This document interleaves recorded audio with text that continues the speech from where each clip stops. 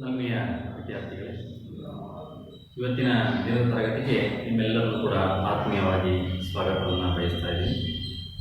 ಇವತ್ತಿನ ದಿನದ ತರಗತಿಯಲ್ಲಿ ಪ್ರಥಮ ಭಾಷೆ ಕನ್ನಡ ತರಗತಿ 8 ಗದ್ಯ ಭಾಗ 7 ಯು ಆರ್ ಅನಂತಮೂರ್ತಿಯವರು ಬರೆದಿರ್ತಕ್ಕಂತಹ ಅಮ್ಮ ಎನ್ನುವ ಗದ್ಯ ಭಾಗವನ್ನು ನಾವು ಇವತ್ತು ದಿವಸ ತಿಳ್ಕೋಣ. ಮಕ್ಕಳೇ, ನೀವೆಲ್ಲರೂ ಕೂಡ ತರಗತಿಗೆ ಸಿದ್ಧರಾಗಿದ್ದೀರಾ ಅಂತೇಳಿ ನಾನು ಭಾವಿಸ್ಕೊಂಡಿದ್ದೀನಿ.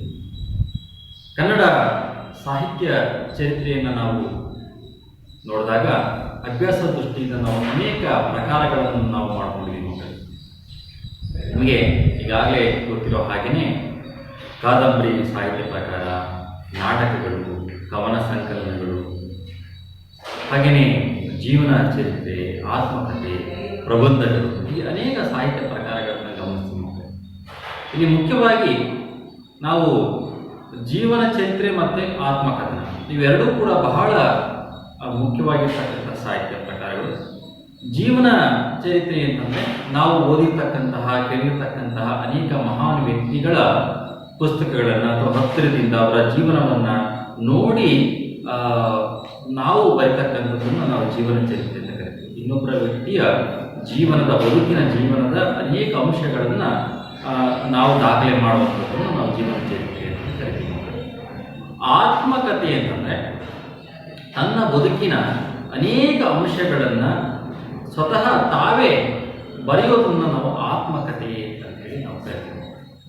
ಪ್ರಸ್ತುತ ಏನು ಗದ್ಯ ಭಾಗ ಅಮ್ಮ ಅಂತಕ್ಕಂಥದ್ದು ಏನಿದೆ, ಯು ಆರ್ ಅನಂತಮೂರ್ತಿಯವರು ಬರೆದಿರ್ತಕ್ಕಂತಹ ಆತ್ಮಕಥೆ ಸುರಗಿ ಅಂತಕ್ಕಂತಹ ಆತ್ಮಕಥೆಯಿಂದ ನಾವು ಪ್ರಸ್ತುತ ಗದ್ಯ ಭಾಗವನ್ನು ಆರಿಸಿಕೊಂಡು ನಮಗೆ ಈ ಪ್ರಯೋಗದಲ್ಲಿ ಇಟ್ಟಿದ್ದಾರೆ ಮಕ್ಕಳು. ಅದನ್ನು ನಾವಿವತ್ತು ದಿವಸ ತಿಳ್ಕೊಳ್ಳುವ ಪ್ರಯತ್ನವನ್ನು ನಾವು ಮಾಡೋಣ ಮಕ್ಕಳೇ.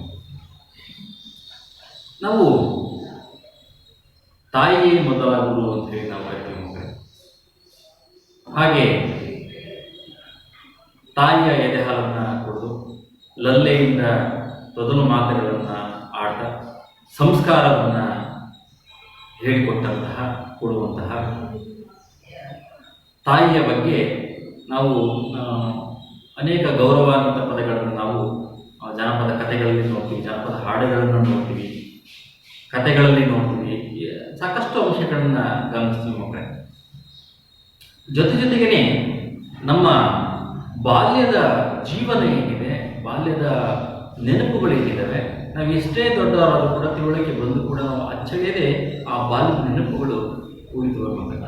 ಅಂತಹ ಬಾಲ್ಯ ಜೀವನವನ್ನು ಒಳಗೊಂಡಿರ್ತಕ್ಕಂತಹ ಒಂದು ಗದ್ಯ ಭಾಗ ಅಮ್ಮ ಅಂತ.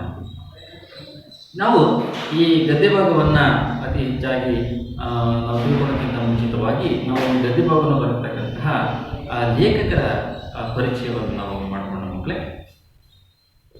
ಇಲ್ಲಿ ಯು ಆರ್ ಅನಂತ ಮೂರ್ತಿಯವರು, ಇವರ ಪೂರ್ಣ ಹೆಸರು ಉಡುಪಿ ರಾಜಗೋಪಾಲಾಚಾರ್ಯ ಅನಂತಮೂರ್ತಿ ಅಂತ ಹೇಳಿ.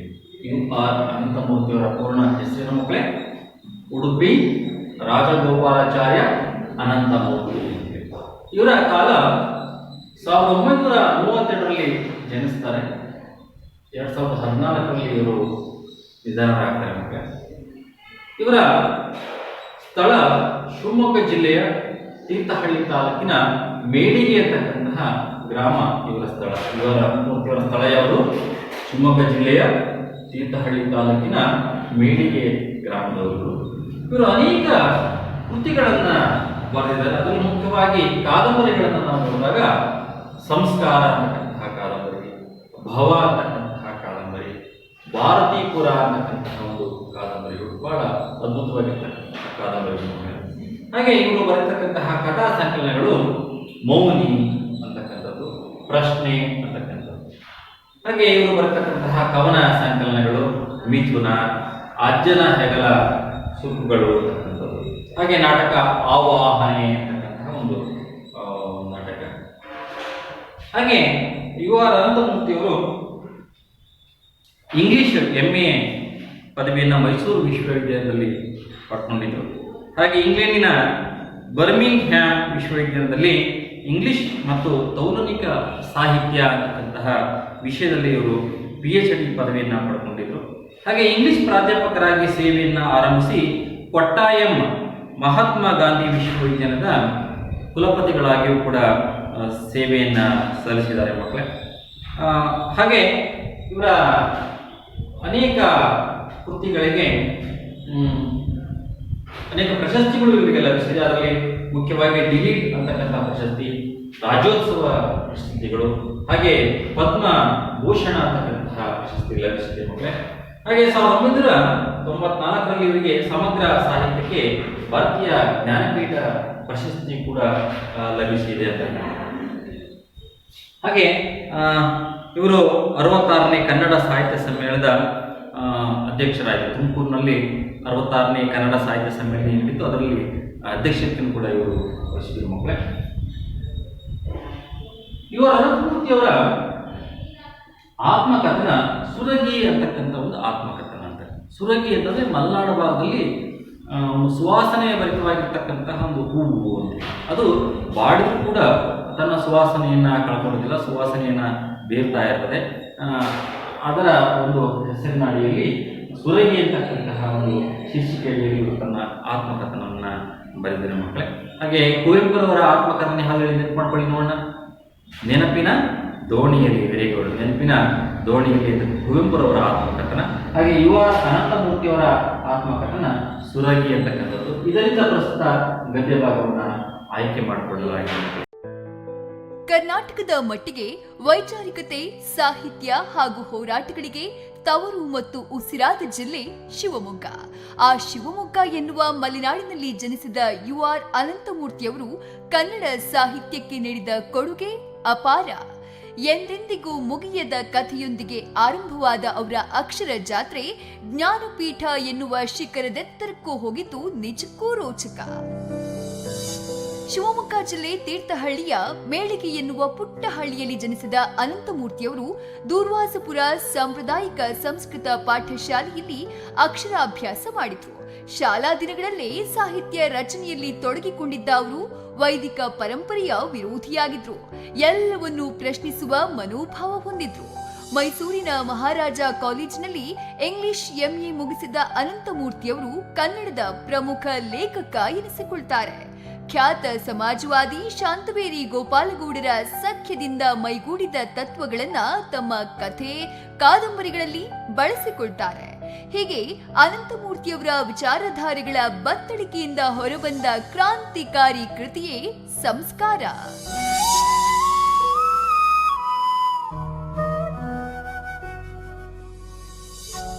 ಅನಂತಮೂರ್ತಿಯವರು ಕಾಮನ್ವೆಲ್ತ್ ಸ್ಕಾಲರ್ಶಿಪ್ ಪಡೆದು ಬರ್ಮಿಂಗ್ಹ್ಯಾಮ್ ವಿಶ್ವವಿದ್ಯಾಲಯದ ವಿದ್ಯಾರ್ಥಿಯಾಗಿದ್ರು.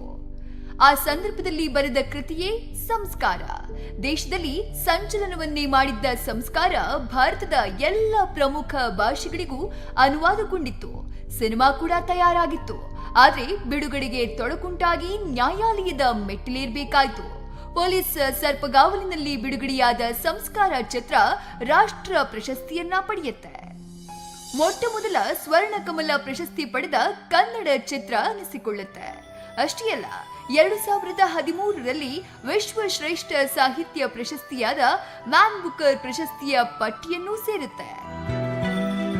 ಕನ್ನಡ ಸಾಹಿತ್ಯದಲ್ಲಿ ವಿಭಿನ್ನ ಪ್ರಯೋಗಗಳನ್ನ ಮಾಡ್ತಾ ಇದ್ದ ಅನಂತಮೂರ್ತಿಯವರು ತಮ್ಮನ್ನ ತಾವು ಕನ್ನಡದ ಕ್ರಿಟಿಕಲ್ ಇನ್ಸೈಡರ್ ಅಂತ ಕರೆದುಕೊಂಡಿದ್ರು. ಯಾಕಂದ್ರೆ ಅವರ ಬಹುತೇಕ ಕೃತಿಗಳು ಭಾರತದ ಶಿಷ್ಟ ಪರಂಪರೆಯನ್ನ ತರ್ಕಬದ್ಧವಾಗಿ ಟೀಕಿಸಿದ್ವು. ಅವರ ಘಟಶ್ರಾದ್ದ, ಮೌನಿ, ಭಾರತೀಪುರದಂತಹ ಉತ್ಕೃಷ್ಟ ಸಾಹಿತ್ಯ ಕೃತಿಗಳು ದೇಶದ ಗೊಡ್ಡು ಸಂಪ್ರದಾಯಗಳ ವಿರುದ್ಧವೇ ಇದ್ವು. ಮಾಜಿ ಮುಖ್ಯಮಂತ್ರಿ JH ಪಟೇಲ್ ಅವರ ಆತ್ಮೀಯರಾಗಿದ್ದ ಅನಂತಮೂರ್ತಿಗಳು ರಾಮ್ ಮನೋಹರ್ ಲೋಹಿಯಾ ಅವರ ಒಡನಾಡಿಯೂ ಆಗಿದ್ರು. ಗಾಂಧಿ ತತ್ವಗಳ ಅನುಯಾಯಿಯಾಗಿದ್ದ ಅವರು ಸಾಹಿತ್ಯಕ್ಕಷ್ಟೇ ಸೀಮಿತವಾಗದೆ ರಾಜಕೀಯವನ್ನು ಪ್ರವೇಶ ಮಾಡಿದ್ರು. ಅನಂತಮೂರ್ತಿಯವರು ತಮ್ಮ ಬದುಕಿನುದ್ದಕ್ಕೂ ಸಾಹಿತ್ಯ, ಭಾಷೆ, ಸಂಸ್ಕೃತಿ, ವಿಮರ್ಶೆ ಹಾಗೂ ರಾಜಕೀಯ ಕ್ಷೇತ್ರಗಳಲ್ಲಿ ತೊಡಗಿಕೊಂಡಿದ್ರು. 1994ರಲ್ಲಿ ಅವರ ಎಲ್ಲ ಸಾಹಿತ್ಯ ಸಾಧನೆಯನ್ನ ಗುರುತಿಸಿ ಜ್ಞಾನಪೀಠ ಪ್ರಶಸ್ತಿಯನ್ನ ಪ್ರದಾನ ಮಾಡಲಾಯಿತು. ಸಾಹಿತ್ಯದ ವಿದ್ಯಾರ್ಥಿಯಾಗಿ, ಶಿಕ್ಷಕರಾಗಿ ಬದುಕಿನ ಕಡೆ ಕ್ಷಣದವರೆಗೆ ಸಾಹಿತ್ಯದ ಎಲ್ಲ ಅವಸ್ಥೆಗಳ ಒಳಹೊಕ್ಕು ನೋಡಿದ ದಿವ್ಯ ಪ್ರತಿಭೆ ಡಾಕ್ಟರ್ UR ಅನಂತಮೂರ್ತಿ. ಅವರ ಸಾಧನೆಯನ್ನ ಒಮ್ಮೆ ಹಿಂದಿರುಗಿ ನೋಡಿದ್ರೆ ಅವರೇ ಬರೆದ ಸಾಲುಗಳು ನೆನಪಾಗುತ್ತವೆ. ನೆನಪುಂಟೆ ಇಕೋ ನನ್ನ ಉದ್ದನೆಯ ಹುಡುಗಿ, ಕಿವಿ ಮುಚ್ಚಿ ಆಲಿಸುವೆ ಗೊತ್ತೇ ವಯ್ಯಾರಿ, ಗುಟ್ಟಾಗಿ ನೆನೆಸುವೆನು ಇತ್ತ ಕಡೆ ಹೊರಳೆ, ಎಲ್ಲ ಬಿಚ್ಚಿದ ಮೇಲೆ ಕಿವಿ ಮುಚ್ಚಲೇಕೆ, ಕಪ್ಪಗಿನ ಕಣ್ಣವಳೆ ಕೈತಟ್ಟಿ ನಕ್ಕವಳೆ, ಅಡಗಿ ಬಾಗಿಲ ಹಿಂದೆ ಬೆಚ್ಚಿಸಿದ ಸರಳೆ, ಮತ್ತೆ ಮಳೆ ಹೊಯ್ಯುತ್ತಿದೆ ಎಲ್ಲ ನೆನಪಾಗುವುದೇ, ಸುಖ ದುಃಖ ಬಯಕೆ ಭಯ ಒಂದೇ ಎರಡೇ ಬೀರ್ತಾ ಇರ್ತದೆ. ಅದರ ಒಂದು ಹೆಸರಿನ ಅಡಿಯಲ್ಲಿ ಸುರಗಿ ಅಂತಕ್ಕಂತಹ ಒಂದು ಶೀರ್ಷಿಕೆಯಲ್ಲಿ ಇವರು ತನ್ನ ಆತ್ಮಕಥನವನ್ನ ಬರೆದಿರೋ ಮಕ್ಕಳೇ. ಹಾಗೆ ಕುವೆಂಪುರವರ ಆತ್ಮಕಥನ ಹಾಗೆ ನೆನಪು ಮಾಡ್ಕೊಳ್ಳಿ ನೋಡೋಣ. ನೆನಪಿನ ದೋಣಿಯಲ್ಲಿ, ವೆರಿ ಗುಡ್, ನೆನಪಿನ ದೋಣಿಯಲ್ಲಿ ಕುವೆಂಪುರವರ ಆತ್ಮಕಥನ. ಹಾಗೆ UR ಅನಂತಮೂರ್ತಿಯವರ ಆತ್ಮಕಥನ ಸುರಗಿ ಅಂತಕ್ಕಂಥದ್ದು. ಇದರಿಂದ ಪ್ರಸ್ತುತ ಗದ್ಯ ಭಾಗವನ್ನು ಆಯ್ಕೆ ಮಾಡಿಕೊಳ್ಳಲಾಗಿದೆ. ಹಾಗೆ ಇವತ್ತಿನ ದಿನದ ತರಗತಿಯಲ್ಲಿ ನಾವು ಏನೆಲ್ಲ ಅಂಶಗಳನ್ನ ನಾವು ನೋಡ್ತೀವಿ ಅನ್ನೋದನ್ನ ಕಲಿಕಾಂಶಗಳು. ಮಕ್ಕಳ ಬದುಕಿನಲ್ಲಿ ಅಮ್ಮನ ಪಾತ್ರ ಎಷ್ಟು ಮಹತ್ವವಾದದ್ದು ಎನ್ನುವುದನ್ನ ನಾವು ತಿಳ್ಕೊತೀವಿ. ಪ್ರಸ್ತುತ ಗದ್ಯ ಭಾಗದಲ್ಲಿ ಲೇಖಕರೇ ಹೇಳ್ಕೊತಾರೆ, ತನ್ನ ತಾಯಿಯಿಂದ ಏನೆಲ್ಲ ಸಂಸ್ಕಾರವನ್ನ ಕಲ್ತ್ವಿ, ಅಕ್ಷರಾಭ್ಯಾಸವನ್ನ ಮಾಡೋದನ್ನ ಕಲ್ತ್ವಿ, ಅನೇಕ ಅಂಶಗಳನ್ನ ನಾವು ಯಾವ ರೀತಿ ಕಲ್ತ್ಕೊಂಡ್ವಿ ಅನ್ನೋದನ್ನ ಲೇಖಕರು ಹೇಳ್ಕೊಡ್ತಿದ್ದಾರೆ. ಅದನ್ನ ನಾವು ತಿಳ್ಕೊತಾ ಅಮ್ಮನ ಪಾತ್ರ ಎಷ್ಟು ಮುಖ್ಯ ಅಂತಕ್ಕಂಥ ಅಂಶವನ್ನು ನಾವು ತಿಳ್ಕೊಳ್ಳೋಣ. ಹಾಗೆ ಲೇಖಕರ ಅಕ್ಷರಾಭ್ಯಾಸವನ್ನು ಆರಂಭವಾದ ಬಗ್ಗೆ ತಿಳಿಸುವುದು. ಪ್ರಸ್ತುತ UR ಅನಂತಮೂರ್ತಿ ತನ್ನ ಬಾಲ್ಯದಲ್ಲಿ ಯಾವ ರೀತಿಯಾಗಿ ಅಕ್ಷರಾಭ್ಯಾಸವನ್ನ ಕಲ್ತ್ಕೊಂಡ್ರು ಅಂತಕ್ಕಂಥದ್ದು, ಅಕ್ಷರಾಭ್ಯಾಸಗಳು ಇವಾಗ ಮಲೆನಾಡು ಭಾಗದಲ್ಲಿ ಒಂದು ಶಿಕ್ಷಣ ವ್ಯವಸ್ಥೆ ಹೇಗಿರ್ತದೆ, ಮತ್ತೆ ಶಾಲೆಗಳಿಗೆ ಯಾವ ರೀತಿ ನಾವು ಬಹುದೂರ ನಡ್ಕೊಂಡು ಹೋಗಬೇಕಾಗಿರ್ತಕ್ಕಂಥ ಅಂಶಗಳನ್ನ ನಮಗೆ ತಿಳಿಸ್ಕೊಟ್ಟಿದ್ದಾರೆ ಮಕ್ಕಳೇ. ಅದನ್ನು ನಾವು ತಿಳ್ಕೊಳ್ಳೋಣ. ಹಾಗೆ ಮಳೆಗಾಲಕ್ಕೆ ಆರಂಭವಾದ ಮುನ್ನ ಮಲೆನಾಡಿನಲ್ಲಿ ಏನೆಲ್ಲ ಸಿದ್ಧತೆಗಳನ್ನ ಮಾಡ್ಕೊಳ್ತಾರೆ ಅನ್ನೋದನ್ನ ನಾವು ತಿಳ್ಕೊಳ್ಳೋಣ ಅಂತಕ್ಕಂಥದ್ದು. ಅಂದರೆ ಮಲೆನಾಡು ಭಾಗದಲ್ಲಿ ಮಳೆಗಾಲದ ಮುಂಚಿತ ಬಗ್ಗೆ ಅನೇಕ ತಿಂಡಿ ತಿನಿಸುಗಳನ್ನ ಮುಂಚೆನೆ ತಯಾರು ಮಾಡಿಕೊಂಡು ಭದ್ರವಾಗಿ ಇಟ್ಕೊಂಡಿರ್ತಾರೆ ಮನೆಗಳಲ್ಲಿ. ಅದನ್ನ ಯಾವ ರೀತಿ ಅದನ್ನ ಇಟ್ಕೊಂಡಿರ್ತಾರೆ ಅಂತಕ್ಕಂಥ ಅಂಶವನ್ನು ಕೂಡ ಗದ್ಯ ಭಾಗದಲ್ಲಿ ತಿಳಿಸ್ಕೊಟ್ಟಿದ್ದಾರೆ. ಅದನ್ನ ನಾವು ತಿಳ್ಕೊಳ್ಳೋಣ. ಹಾಗೆ ಪ್ರಸ್ತುತ ಗದ್ಯ ಭಾಗದಲ್ಲಿ ಬರ್ತಕ್ಕಂತಹ ಕಠಿಣ ಪದಗಳು ಯಾವ್ಯಾವು ಮತ್ತು ಅದರ ಅರ್ಥ ಹೇಗಿರುತ್ತೆ ಅಂತ ನೋಡೋಣ ಮಕ್ಕಳೇ. ನೋಡಿರಿ, ಆತಂಕ ಅಂದ್ರೆ ಭಯ, ಕಡ ಅಂದ್ರೆ ಸಾಲವನ್ನ ತೆಗೆದುಕೊಳ್ಳುವಂಥದ್ದು ಕಡ. ಹಳ್ಳಿ ಗ್ರಾಮೀಣ ಭಾಷೆಯ ಪದಗಳನ್ನು ನಾವು ಇವತ್ತು ಕೂಡ ಬಳಕೆ ಮಾಡ್ಕೋತೀವಿ. ಚೌಲ ಅಂದ್ರೆ ಬಾಲ್ಯದಲ್ಲಿ ಕೂದಲುಗಳನ್ನ ಮುಡಿಯನ್ನು ತೆಗೆಸಿಕೊಳ್ಳೋದಕ್ಕೆ ನಾವು ಚೌಲ ಅಂತ ಹೇಳಿ ಕರೀತಾರೆ. ಕೆಲವರು ಹಳ್ಳಿಗಳಲ್ಲಿ ಜವಳ ತರಿಸೋದು ಕೂಡ ಕರೀತಾರೆ ಮಕ್ಕಳೇ. ಚರಟ ಅಂದ್ರೆ ಸಾಮಾನ್ಯ ಮಲೆನಾಡು ಭಾಗದಲ್ಲಿ ಕಾಫಿನ ಸೋಸಿದ ನಂತರ ತಳಭಾಗದಲ್ಲಿ ಏನು ಉಳ್ಕೊಳ್ಳುತ್ತಲ್ಲ ಅದನ್ನ ನಾವು ಚರಟ ಅಂತ ಹೇಳಿ ನಾವು ಕರಿತೀವಿ. ಜೊನ್ನಿ ಬೆಲ್ಲ ಅಂತಂದ್ರೆ ನೀರು ಬೆಲ್ಲ ಅಂತ ಹೇಳಿ ಅದನ್ನು ನಾವು ಜೊನ್ನಿ ಬೆಲ್ಲ ಅಂತ ಕೂಡ ಕರಿತೀವಿ. ಹಾಗೆ ಗುರುವೆ ಅಂದ್ರೆ ಗರಿಕೆ ನಾವು ಗುರುವೆ ಅಂತೇಳಿ ನಾವು ಕರಿತೀವಿ. ನೋಡಿ, ಮನೆಯೇ ಮೊದಲ ಪಾಠಶಾಲೆ, ಜನನಿ ತಾನೇ ಮೊದಲ ಗುರು ಅಂತ ಹೇಳಿ ನಾವು ಅನೇಕ ವಾಣಿಗಳನ್ನ ನೋಡ್ತಾ ಬಹಳ ಶ್ರೇಷ್ಠವಾಗಿರ್ತಕ್ಕಂಥ ಅಂಶವನ್ನ ಗಮನಿಸ್ತೀವಿ ಮಕ್ಕಳೇ. ಅಂದ್ರೆ ನಾವು ಏನು ಆರಂಭದಲ್ಲಿ ಬಾಲ್ಯದಿಂದ ನಾವು ತಾಯಿಯ ಮಡಿಲಿನಲ್ಲಿ, ತಾಯಿಯ ಆಸರೆಯಲ್ಲಿ ನಾವು ಬೆಳೀತಾ ಹೋಗ್ತೀವಿ. ಹಾಗಾಗಿ ನಮಗೆ ತಾಯಿಯೇ ಮೊದಲ ಗುರು ಅಂತ ಹೇಳಿ ನಾವು ಕರಿತೀವಿ ಮಕ್ಕಳೇ. ಅದನ್ನು ಒಪ್ಪಿಕೊಳ್ಳುವಂಥ, ಸಾರ್ವಜನಿಕವಾಗಿ ಸತ್ಯವಾಗಿರ್ತಕ್ಕಂತಹ ಮಾತು, ಹಾಗೆ ಒಪ್ಪಿಕೊಳ್ಳುವಂತಹ ಮಾತು ಕೂಡ ಆಗಿದೆ ಅಂತಕ್ಕಂಥದ್ದು. ಹಾಗೆ ನಮ್ಮ ಬದುಕಿನಲ್ಲಿ ತಾಯಿಯ ಪಾತ್ರ ಮತ್ತು ಅಮ್ಮನ ಪಾತ್ರ ಏನಿದೆ ಬಹಳ ಮುಖ್ಯವಾಗಿರ್ತಕ್ಕಂತಹ ಪಾತ್ರ. ತಾಯಿ ನಮಗೆ ಏನೆಲ್ಲ ಯಾವ ರೀತಿಯಾಗಿ ನಮ್ಮನ್ನ ಬೆಳೆಸ್ತಾಳೆ, ಯಾವ ರೀತಿಯಾಗಿ ಸಂಸ್ಕಾರವನ್ನ ಕಲಿಸ್ತಾಳೆ, ಯಾವ ರೀತಿಯಾಗಿ ನಮ್ಮ ಬದುಕನ್ನು ರೂಢಿಸಿಕೊಳ್ಳೋದನ್ನ ಎಲ್ಲವನ್ನೂ ಕೂಡ ಕಲಿಕೆಯಲ್ಲಿ ಕಲಿಸ್ತಾ ಹೋಗ್ತಾಳೆ. ಅದನ್ನು ನಮ್ಮ ಮಕ್ಕಳು ಬದುಕಿನಲ್ಲಿ ಅದನ್ನು ರೂಢಿಸ್ಕೊತಾ ಹೋಗ್ತೀವಿ ಮಕ್ಕಳೇ. ಹಾಗಾಗಿ ತಾಯಿಯ ಪಾತ್ರ ಬಹಳ ಮುಖ್ಯವಾಗ್ತದೆ. ಹಾಗೆ ನಮ್ಮ ನಡೆನುಡಿ, ಸಜ್ಜನಿಕೆ, ಬಾಲ್ಯದ ಬೆಳವಣಿಗೆ ಇವೆಲ್ಲವೂ ಕೂಡ ನಮ್ಮ ಮುಂದಿನ ಜೀವನಕ್ಕೆ ಪ್ರೇರಣೆಯನ್ನು ಕೊಡುವಂಥದ್ದು ಮತ್ತು ಶಕ್ತಿಯನ್ನು ತುಂಬುವಂಥದ್ದು ಇರುವಂತಹ ಕೆಲಸ ಕಾರ್ಯಗಳನ್ನು ತಾಯಿ ಮಾಡುವಂಥದ್ದು. ಹಾಗಾಗಿ ತಾಯಿಯನ್ನು ನಾವು ಬಹಳ ದೇವರಿಗೆ ಹೋಲಿಕೆಯನ್ನು ಮಾಡುವಂಥದ್ದು. ಮತ್ತು ತಾಯಿನೆಲ್ಲ ತಾಯಿ ನುಡಿ, ಹಾಗಾಗಿ ತಾಯಿಗೆ ಶ್ರೇಷ್ಠವಾಗಿರ್ತಕ್ಕಂಥ ಸ್ಥಾನವನ್ನು ನಾವು ಜಗತ್ತಿನಲ್ಲಿ ಕೊಟ್ಟಿದ್ದೀವಿ ಅಂತಕ್ಕಂಥದ್ದು. ಹಾಗೆ ಮತ್ತೊಂದು ಪರಿಸರದ ವಾತಾವರಣವನ್ನು ನೋಡಿದಾಗ ಬಾಲ್ಯದ ನೆನಪುಗಳು ನಾವು ಎಷ್ಟೇ ದೊಡ್ಡವರಾದರೂ ಕೂಡ ನಮ್ಮ ಮಸ್ತಕದಲ್ಲಿ ಹಾಗೆಯೇ ಉಳಿಯುವಂತಹ ಅಂಶಗಳನ್ನು ನಾವು ನೋಡ್ತೀವಿ ಮಕ್ಕಳು. ಇವೆಲ್ಲ ಅಂಶಗಳನ್ನು ಗಮನದಲ್ಲಿಟ್ಕೊಂಡು ಈ ಗದ್ಯ ಭಾಗವನ್ನು ನಾವು ನೋಡಬಹುದು. ಹಾಗೆ ಸಾಹಿತ್ಯದ ರಚನೆಯ ಸಂದರ್ಭದಲ್ಲಿ ಈ ಆತ್ಮಕಥೆ ಅಂತಕ್ಕಂಥದ್ದು ಏನಿದೆ ಬಹಳ ಮುಖ್ಯವಾಗಿರ್ತಕ್ಕಂಥ ಆತ್ಮಕಥೆಗಳು. ಅಂದರೆ ತನ್ನ ಪ್ರತಿಯೊಬ್ಬ ಲೇಖಕರು ಕೂಡ ಸಾಹಿತಿಗಳು ಕೂಡ ತನ್ನ ಬದುಕಿನ ತನ್ನ ಚಿತ್ರಣವನ್ನು ಕೊಡುವಂಥದ್ದು, ತನ್ನ ಪರಿಸರದ ವಾತಾವರಣದಲ್ಲಿ ಇರ್ತಕ್ಕಂಥ ಅನೇಕ ವಿಶೇಷತೆಗಳನ್ನು ಆತ್ಮಚರಿತ್ರೆಯಲ್ಲಿ ಕಟ್ಟಿಕೊಟ್ಟಿದ್ದಾರೆ. ಅದನ್ನು ತಿಳಿದುಕೊಳ್ಳುವ ನಿಟ್ಟಿನಲ್ಲಿ ನಾವು ಆ ಪರಿಸರದ ವಾತಾವರಣದ ಸಾಹಿತಿಗಳ ಒಂದು ಮಾತುಗಳು ನಮಗೆ ಪ್ರೇರಣೆಯನ್ನು ಕೊಡ್ತವೆ ಅಂತಕ್ಕಂಥದ್ದನ್ನು ನಾವು ನೆನಪು ಮಾಡ್ಕೋಬೋದು ಮಕ್ಕಳೇ. ಹಾಗೆ ಈ ಪ್ರಸ್ತುತ ಗದ್ಯ ಭಾಗ ಏನಿದೆ ಅಮ್ಮ ಅಂತಕ್ಕಂಥದ್ದು ಯುವ ರಣಪೂರ್ತಿಯವರ ಬಾಲ್ಯ ಜೀವನವನ್ನು ಹೇಳ್ತಾನೆ ನಮ್ಮ ಬಾಲ್ಯ ಜೀವನದ ನೆನಪುಗಳು ಮರುಕಳಿಸ್ತವೆ ಅಂತಕ್ಕಂಥ ಅಂಶವನ್ನು ನಾವು ನೋಡ್ಬೋದು ಮಕ್ಕಳೇ.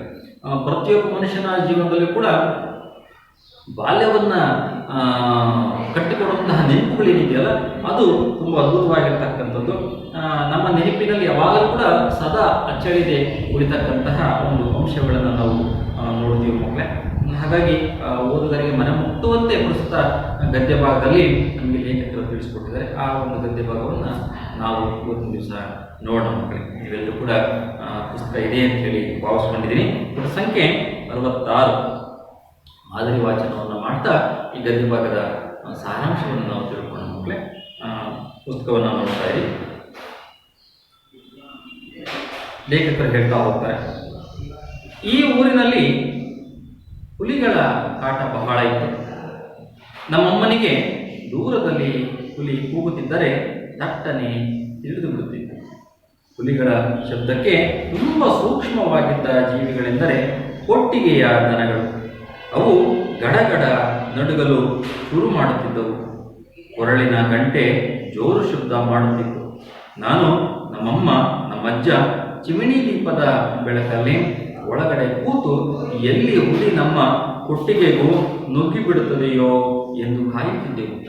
ಮನೆಗೆ ನಿತ್ಯ ಆಳುಗಳು ಬಂದಾಗ ಮಾತು ಶುರುವಾಗುತ್ತಿದ್ದುದು, ಯಾವುದೋ ಹುಲಿ ಯಾವುದೋ ದನವನ್ನು ಕಾಡಲಿ ಹಿಡಿಯಿತು. ಅವರ ಮನೆ ದನ ಹೋಯಿತು, ಇವರ ಮನೆ ದನ ಹೋಯಿತು. ಹೀಗೆ ಮಲೆನಾಡಿನಲ್ಲಿ ಹುಲಿ ಆಗ ನಿಜವಾದ ಹಸಿದ ಕಣ್ಣುಗಳ ಕೋರೆದಾಡೆಯ ಮುಖವಾಯಿತು. ನಮಗೆ ತುಂಬ ಭಯವಾದಾಗ ಹೇಳಿಕೊಳ್ಳಲು ಅರ್ಜುನ ಮಂತ್ರವಿತ್ತು. ಅರ್ಜುನ ಫಲ್ಗುಣೋ ಪಾರ್ಥಃ ಕಿರೀಟಿ ಶ್ವೇತವಾಹನ. ಇದು ನಮ್ಮಜ್ಜ ಹೇಳಿಕೊಟ್ಟಿದ್ದು. ಅದನ್ನು ಹೇಳಿಬಿಟ್ಟರೆ ಭಯ ನಿವಾರಣೆ ಆಗುತ್ತೆ ಅಂತ ಹೇಳಿದ್ದರು. ಅದನ್ನು ಹೇಳುತ್ತಾ ನಾವು ನಿದ್ದೆ ಹೋಗುತ್ತಿದ್ದೆವು. ಅಮ್ಮ ಮಾತ್ರ ನಿದ್ದೆ ಮಾಡುತ್ತಾ ಇರಲಿಲ್ಲ. ಬೆಳಗ್ಗೆ ಎದ್ದು ಕೊಟ್ಟಿಗೆಯಲ್ಲಿ ಎಲ್ಲ ದನಗಳಿವೆ ಎಂದು ಗೊತ್ತಾದಾಗ ಮನಸ್ಸಿಗೆ ಸಮಾಧಾನ. ನನ್ನ ಮೊದಲ ವಿದ್ಯಾಗುರು ನನ್ನ ಅಮ್ಮ ಸ್ಕೂಲಿಗೆ ಹೋಗಿ ಸ್ವಲ್ಪ ಓದಿ ಬರೆಯಲು ಕಲಿತಿದ್ದಳು. ಸ್ಕೂಲಿನಲ್ಲಿ ಅವಳು SV ಪರಮೇಶ್ವರ ಭಟ್ಟರ ಸಹಪಾಠಿಯಾಗಿದ್ದವಳು. ಕೆರೆಕೊಪ್ಪದ ಮನೆಯಲ್ಲಿದ್ದಾಗಲೇ ನನಗೆ ಅಕ್ಷರಾಭ್ಯಾಸ ಪ್ರಾರಂಭವಾಗಿತ್ತು. ಆಗ ಸ್ಕೂಲ್ ಹತ್ತಿರ ಇರಲಿಲ್ಲ. ಹಬ್ಬದ ದಿನ ಅದು. ಸರಸ್ವತಿ ನಮಸ್ತುಭ್ಯಂ ವರದೇ ಕಾಮರೂಪಿಣಿ ವಿದ್ಯಾರಂಭಂ ಕರಿಷ್ಯಾಮಿ ಸಿದ್ಧಿರ್ಭವತು ಮೇ ಸದಾ ಎಂದು ಹೇಳಿ ಅಮ್ಮ ನೆಲದಲ್ಲಿ ಮರಳು ಹರಡಿ ಕೂರಿಸಿ ನನ್ನ ಬೆರಳನ್ನು ಹಿಡಿದುಕೊಂಡು ಅ ಎಂಬ ಅಕ್ಷರವನ್ನು ಬರೆಸಿದ್ದಳು. ಅಮ್ಮ ನಿತ್ಯ ಹೀಗೆ ಮಾಡಿಸುತ್ತಿದ್ದರಿಂದ ನಾನು ಶಾಲೆಯಲ್ಲಿ ಅಕ್ಷರ ಕಲಿಯುವುದಕ್ಕೆ ಆರಂಭಿಸುವ ಹೊತ್ತಿಗೆ ಅನೇಕ ಅಕ್ಷರಗಳನ್ನು ಕಲಿತು ಬಿಟ್ಟಿದ್ದೆ. ಹುಲಿಯ ಭಯದಿಂದ ನನ್ನನ್ನು ಆ ದಿನಗಳಲ್ಲಿ ಶಾಲೆಗೆ ಕಳಿಸುತ್ತಾ ಇರಲಿಲ್ಲ. ಪಾಠ ಹೇಳಲು ನನಗೆ ಮನೆಗೆ ಒಬ್ಬರು ಬರುತ್ತಿದ್ದರು. ಅವರ ಹೆಸರು ಕೃಷ್ಣಪ್ಪಯ್ಯ. ಬಹಳ ಕಟ್ಟುನಿಟ್ಟಿನ ಮೇಷ್ಟ್ರು ಅವರು. ನನಗೂ ಆಗ ರಂಜದ ಹೂವನ್ನು ತಂದು ಪೋಣಿಸಿ ದೊಡ್ಡ ದೊಡ್ಡ ಸರಗಳು ಮಾಡಿ ಅಮ್ಮನಿಗೆ ಮುಡಿಯುವುದಕ್ಕೆ ಕೊಡುವುದು. ನಾನು ಮುಡಿದುಕೊಳ್ಳುವುದು ಇದರಲ್ಲಿ ಹೆಚ್ಚು ಆಸಕ್ತಿ. ಆಗ ನನಗಿನ್ನೂ ಚೌಲವಾಗಿರಲಿಲ್ಲ. ನನಗೂ ಹೆಣ್ಣು ಮಕ್ಕಳಂತೆ ಉದ್ದ ಕೂದಲಿತ್ತು. ಮಗಳು ಬೇಕೆಂಬ ಅಮ್ಮನ ಆಸೆ ಪೂರೈಕೆ ಆದದ್ದು ಅವರ 3ನೇ ಹೆರಿಗೆಯಲ್ಲಿ. ಅಮ್ಮ ಒಂದೊಂದು ಸಾರಿ ನನಗೆ ಹುಡುಗಿಯರ ಉಡುಪು ತೊಡಿಸಿ ಹೂವು ಮೂಡಿಸುತ್ತಿದ್ದಳು. ನಾನು ರಂಜನ ಹೂವನ್ನು ಪೋಣಿಸುತ್ತಾ ಕುಳಿತದ್ದನ್ನು ಕಂಡರೆ ಕೃಷ್ಣಪ್ಪಯ್ಯನವರಿಗೆ ಸಿಟ್ಟು ಬರುತ್ತಿತ್ತು.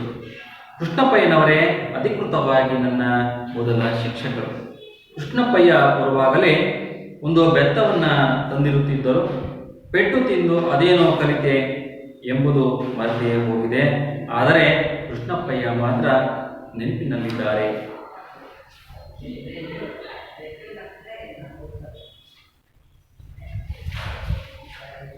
ಇದಾದ ಮೇಲೆ ನಾನು ಅಮ್ಮನ ಊರು ಮೇಳಿಗೆಗೆ ಹೋಗಿ ಅಲ್ಲಿನ ಶಾಲೆಯಲ್ಲಿ ಕೆಲವು ಕಾಲ ಕಲಿತೆ.